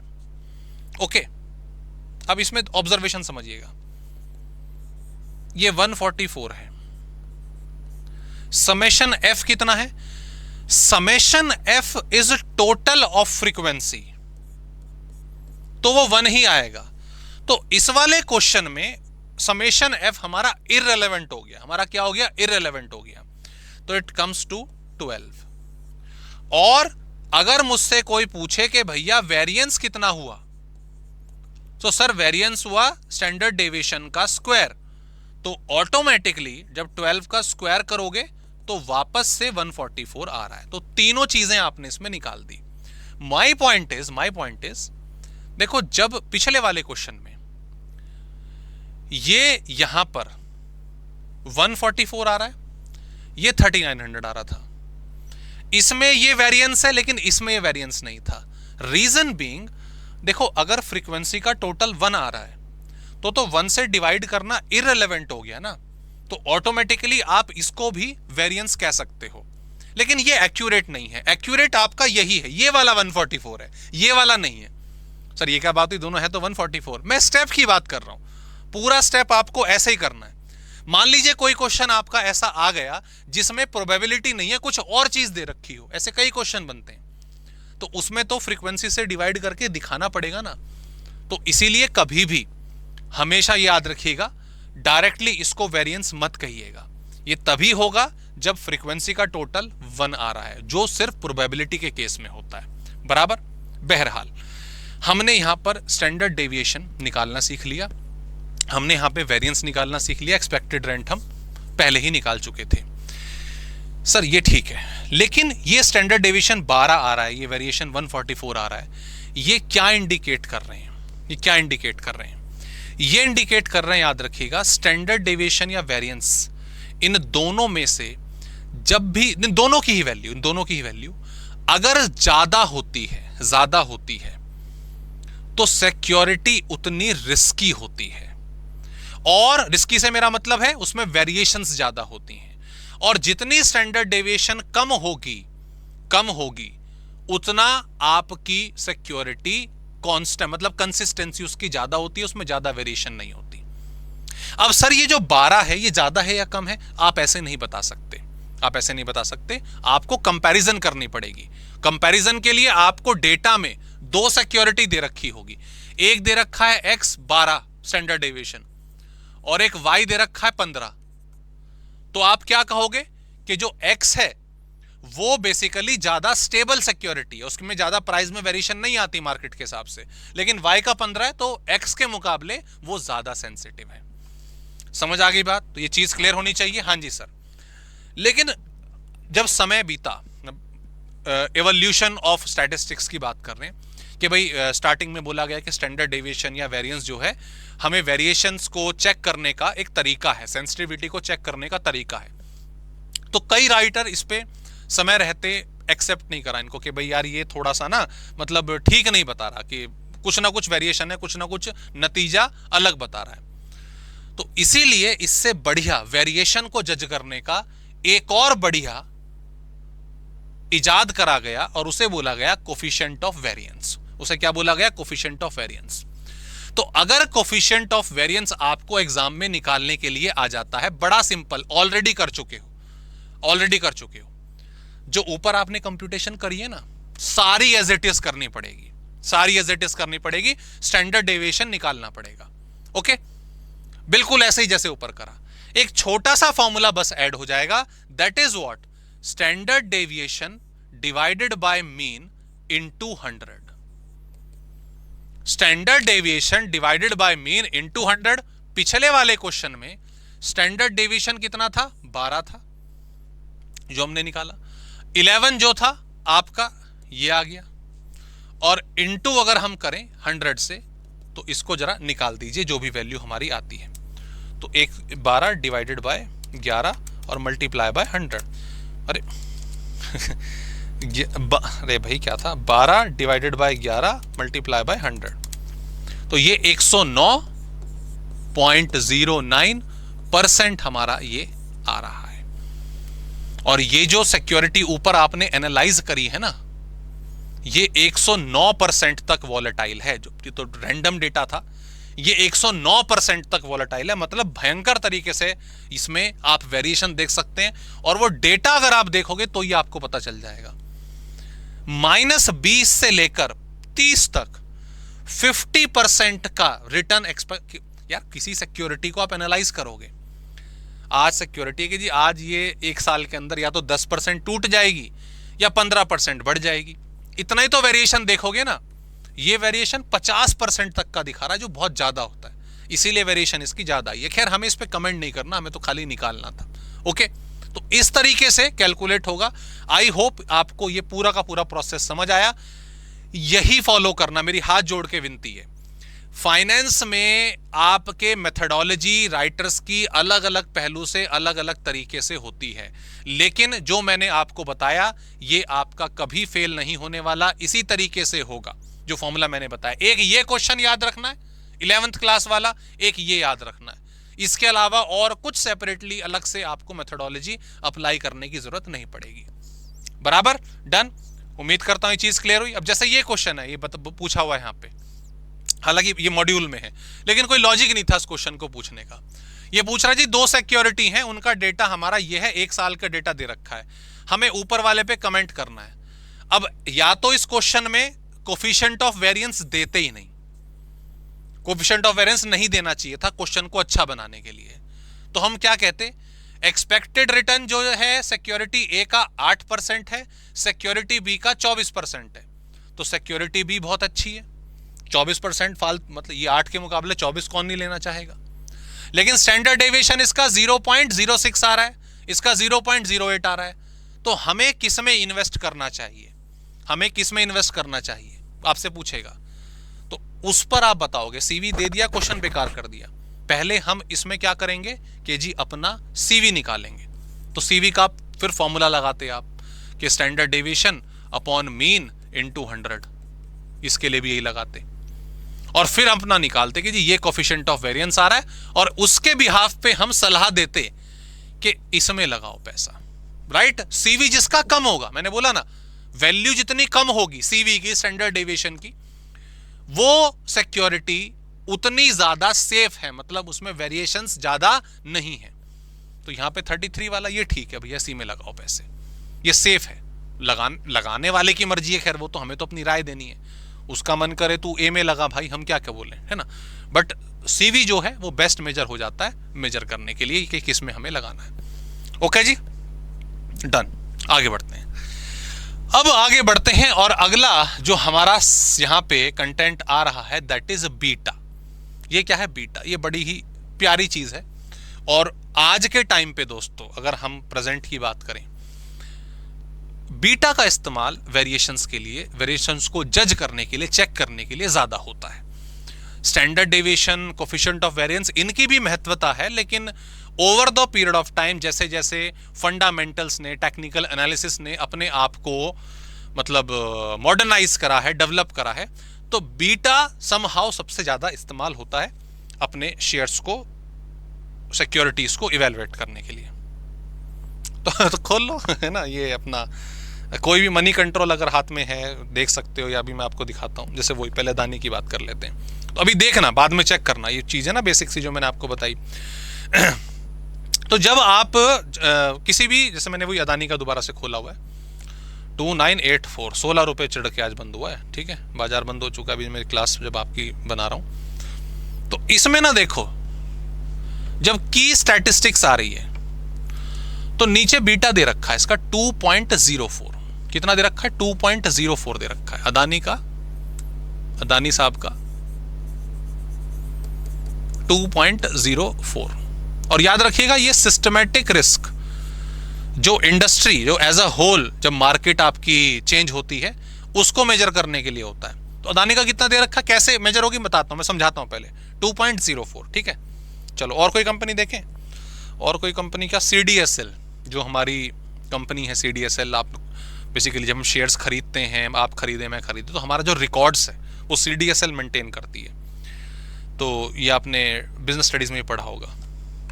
तो इसका बीटा देखो, ये CDSL का बीटा है, आज भी ये 4, अरे भाई साहब आज तो बढ़ा है भाई साहब, 4 दशमलव कितना बढ़ा है, 4.5% के आसपास बढ़ा है आज। खैर चलो, बीटा इसका बता रहा है 1.05, 1.05, ठीक है, CDSL, ठीक है। और किसी का देखें, और किसी का है इसमें MRF है, MRF का देखें, MRF का देख रहे हैं तो 0, अरे बट बिल्कुल सही जो मैं समझाना चाहता हूं ना उसी के हिसाब से MRF का है 0.59, ठीक है।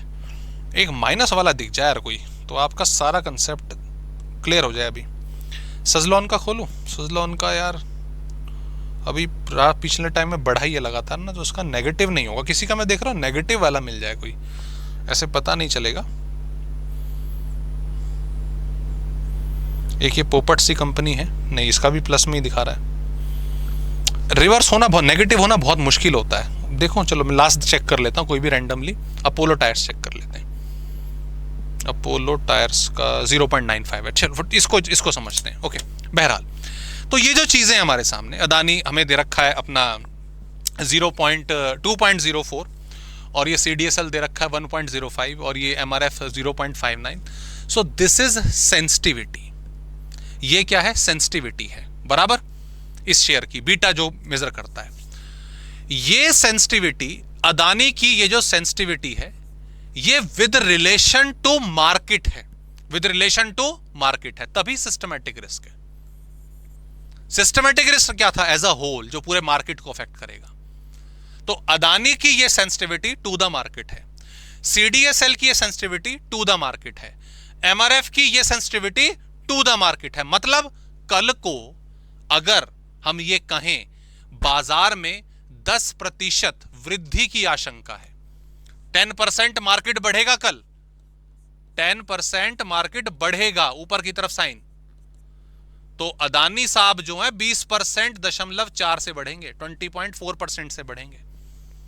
ठीक है, CDSL अगर 10% की बढ़ोतरी हम एक्सपेक्ट कर रहे हैं कल बाजार में या किसी पर्टिकुलर पीरियड के दौरान, वटेवर, तो ये लगभग बराबर ही 10-10.5% के आसपास मूव करेगा, ये भी बढ़ेगा।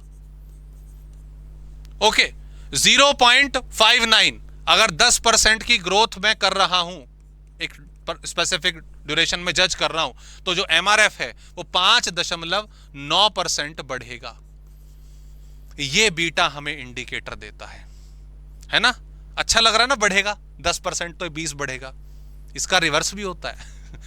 अगर मार्केट कल 10% गिरे तो अदानी साहब 20% की पटकी खाएंगे। अगर मार्केट 10% से कम हो तो CDSL भी 10.5% से कम होगा। एग्जैक्ट नहीं है बट आशंका है इसके आसपास। ओके, तो कहने का मतलब बीटा जितना कम होगा, बीटा जितना कम होगा, बीटा जितना कम होगा जीरो की तरफ, उतना लेस सेंसिटिव शेयर होगा, उतना लेस सेंसिटिव शेयर होगा जितना जीरो की तरफ रहेगा। तो आप खुद देखो ना, मैंने 3 हमने रैंडमली उठाए थे, एक 2 से ज्यादा था, 2 गुना। एक CDSL लगभग सेम, जितना मार्केट में चेंज है उतना इसमें देखने को मिलेगा। एक उसका आधा था। ओके, कुछ शेयर्स होते हैं जो नेगेटिव होते हैं, कुछ की बीटा नेगेटिव होती है, हालांकि चांसेस बहुत कम है, नेगेटिव के बहुत कम शेयर्स ऐसे देखने को मिलते हैं जो मार्केट से बिल्कुल अपोजिट डायरेक्शन में बिहेव करें। लेकिन अगर मैं एग्जांपल देता हूं, अगर मान लीजिए किसी का बीटा -2 है, तो कल को अगर शेयर 10% बढ़ रहा है ना, मार्केट 10% बढ़ रहा है, माफ कीजिएगा, तो 20% फॉल होगा, ये 20% फॉल होगा, ये नेगेटिव वाले हो गए। तो ये चीज होती है बेसिकली बीटा की। और देखना आप, मैंने बोला मार्क, आप ऐप ओपन करिएगा या गूगल पे खोलिएगा तो आपको इन चीजों का अंदेशा मिलेगा, इन चीजों के बारे में पता चलेगा। तो वही चीज यहां पर, the sensitivity of the security of market movement is called beta. Okay, when an investor wants to invest his money in a portfolio of securities, beta is proper measure of risk।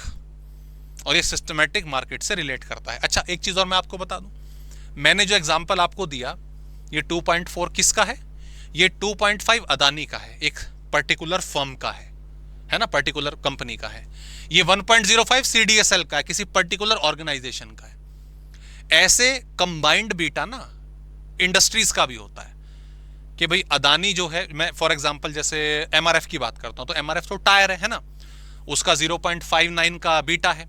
लेकिन tyre तो बहुत सारी कंपनियां बनाती है ना, Modi continental है, Apollo है ना, मार्केट में बहुत सारी कंपनीज है जो टायर बनाती हैं, उनका कंबाइंड बीटा भी निकलता है, पूरा कंबाइंड बीटा भी उनका निकाला जाता है। तो ये अलग अलग मेजर्स होते हैं मार्केट में पढ़ने के लिए। ठीक है, तो ये तमाम चीजें हुई दोस्तों, निकलेगा कैसे इसके ऊपर हम बात करते हैं अभी। तो ये प्रोविजन पूरा बता रखा है, सिक्योरिटी इज लेस देन 1 है तो लेस रिस्की है। MRF जैसे हो गया, लेस रिस्की था, ज्यादा वेरिएशन नहीं दिखाएगा, सेफ रहेगा आपका पैसा। इक्वल्स टू 1 है मतलब बिल्कुल बराबर हो गया। मोर देन 1 हो जाए, मोर देन 1 हो जाए तो वही मोर देन वन, CDSL हालांकि लगभग बराबर ही था, लेकिन जैसे अदानी है तो वो ज्यादा वेरिएशन दिखाएगा, ज्यादा सेंसिटिव होगा। लेस देन 0 नेगेटिव बीटा, ये अपोजिट डायरेक्शन में जाएगा, है ना। और इक्वल्स टू 0 तो बेटा चुप बैठा है, ढम बैठा है बिल्कुल, ठीक है, नम हो रखा है, पता नहीं क्या इसने खाया है, क्या इसने पिया है, बिल्कुल चुप। मार्केट ऊपर जा रहा है, मैं ऐसे ही बैठा हूं, मार्केट कम तो मैं बिल्कुल चुप बैठा हूं। तो इट सीधी सी बात है, कुछ फर्क नहीं पड़ रहा इसका इसके ऊपर। ओके, बहरहाल अब यहां पर जो हमारा बीटा है वो कैलकुलेट कैसे होगा, जरा उसके बारे में बात कर लेते हैं दोस्तों, ठीक है। एवरेज स्टैंडर्ड डेविएशन, तो CAPM मॉडल, CAPM मॉडल आगे है, मैं इसको बगल में करा रहा हूं, ठीक है। आप इसको पढ़ लेना, मैं यहां पर आपको दोनों चीज एक्सप्लेन कर रहा हूं। हमारी बीटा को कैलकुलेट करने का, ठीक है, बीटा को कैलकुलेट करने का, हालांकि इसको लेकर बहुत लंबी चौड़ी कैलकुलेशंस होती है, लेकिन वो आपके सिलेबस में है नहीं। ओके, बराबर। दो तरीके होते हैं, एक तो CAPM मॉडल, ठीक है, और दूसरा है कोवेरिएंस मॉडल। दोनों में से कोई भी आप इस्तेमाल कर सकते हो, ठीक है। अब ध्यान दीजिएगा, इसकी full form capital asset pricing method, capital asset pricing method मैं दे रखा है, पढ़ लेना, ठीक है। इतना ज्यादा डिटेल में आपके है नहीं, बेसिकली मैं आपको फ्रैंकली बताऊं तो बस इतना थोड़ी सी थ्योरी है। CAPM मॉडल एक अलग मेथड है, लिख लीजिएगा ऐसे बिल्कुल हिंदी, मेथड है सिक्योरिटी का शेयर, सिक्योरिटी का एक्सपेक्टेड रिटर्न निकालने का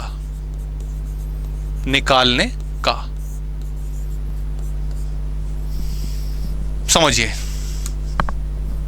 एक्सपेक्टेड रिटर्न निकालने का। एक्सपेक्टेड रिटर्न निकालना तो आप सीख चुके हो, एक्सपेक्टेड रिटर्न निकालना तो हम सीख चुके हैं ऑलरेडी, कैसे निकलता है, बराबर। लेकिन एक ये वाला मेथड भी, CAPM मॉडल भी सिक्योरिटीज का एक्सपेक्टेड रेंट निकालने के लिए इस्तेमाल होता है, अगर इंफॉर्मेशन क्वेश्चन में इसके हिसाब से दे रखी होती है तो। क्या फॉर्मूला होता है, आइए ध्यान दीजिएगा।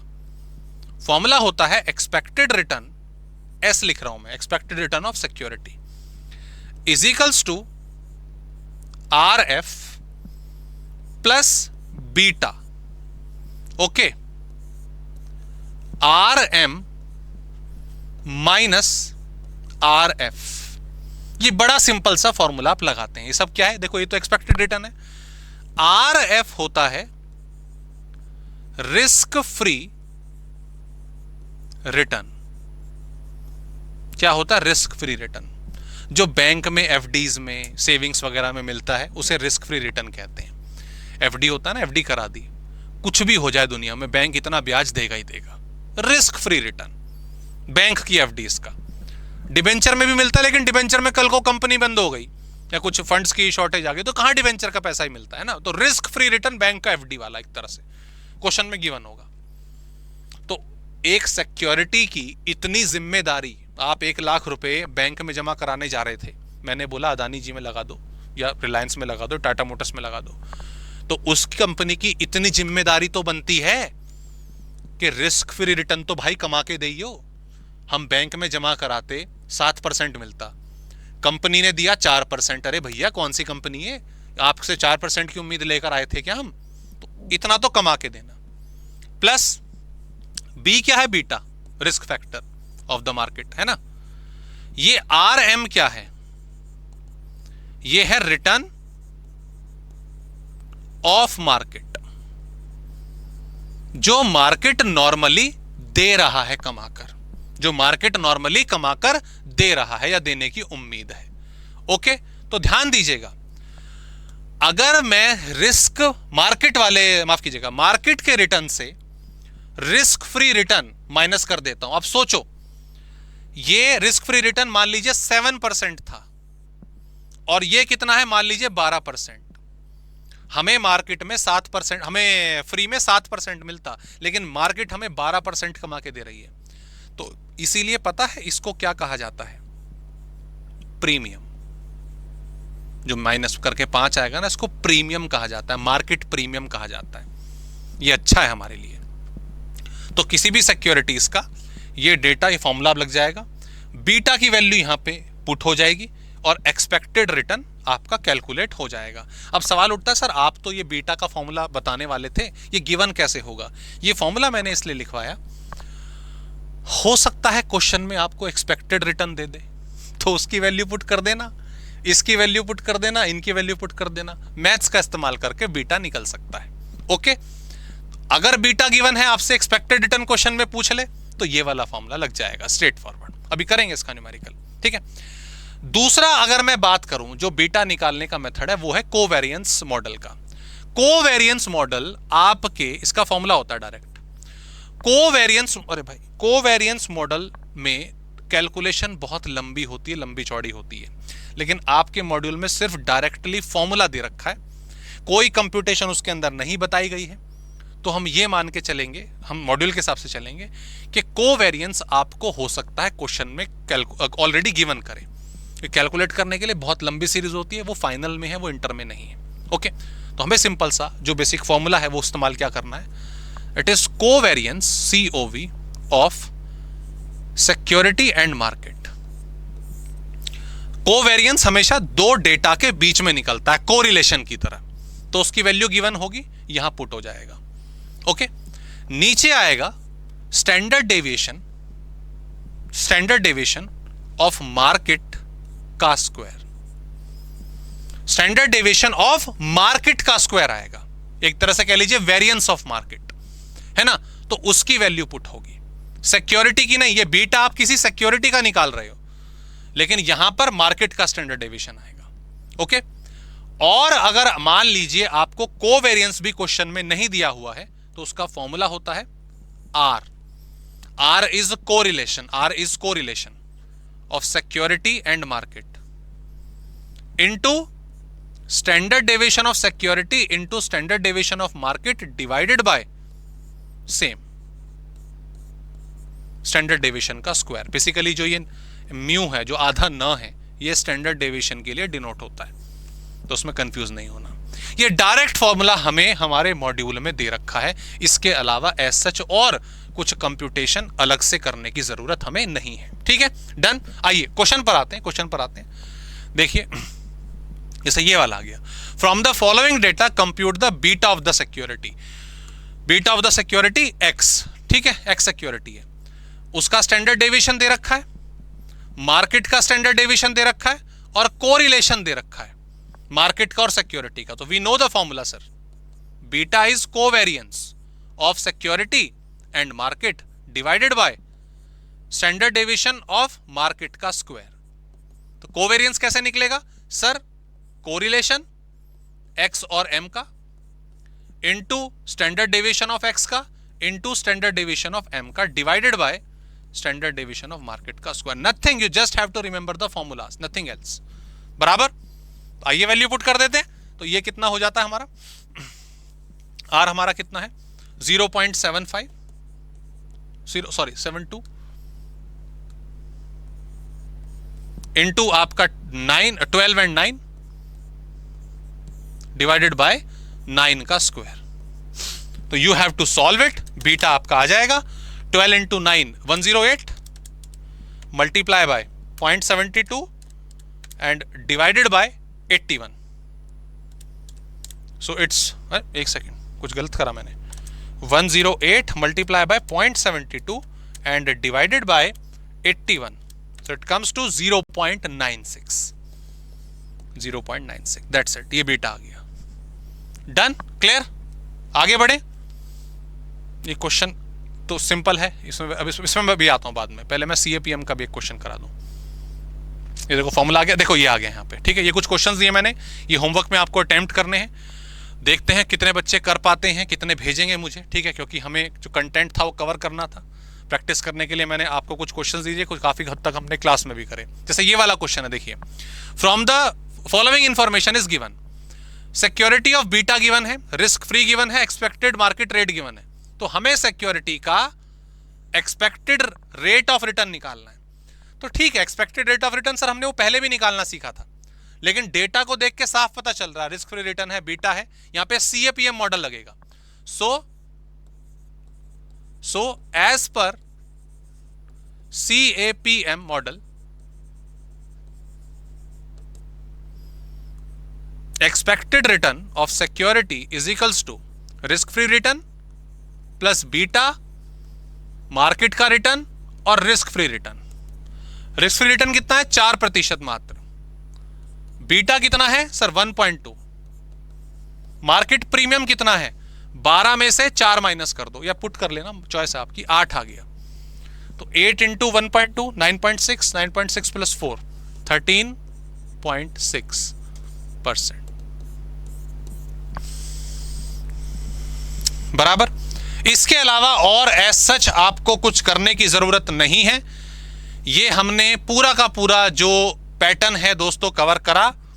डिविडेंड पर शेयर, अरे ये क्वेश्चन सेम है जो मैंने आपको अभी रिस्क वाले में कराया था, नीचे से ऊपर हम जाकर क्वेश्चन को सॉल्व करेंगे। ये वही वाला तो नहीं है, नहीं उसी का दूसरा रूप है, तो इसको ट्राई करिएगा। ठीक है जी, क्लियर। समय हमारा लगभग डन होता हुआ, और इसमें हमने आज रिस्क एंड रिटर्न का जो कंटेंट है वो पूरा करा। उम्मीद करता हूं अच्छे तरीके से क्लियर हमारा ये हुआ। अगली क्लास हम कल फिर से मिल रहे हैं, अगला पार्ट हमारा कंटिन्यू होगा। और प्लीज यहां तक आपकी कोई भी क्वेरी, कोई भी डाउट अगर आता है तो उसको जरूर पूछ लेगा। मिलते हैं आपसे नेक्स्ट टॉपिक में।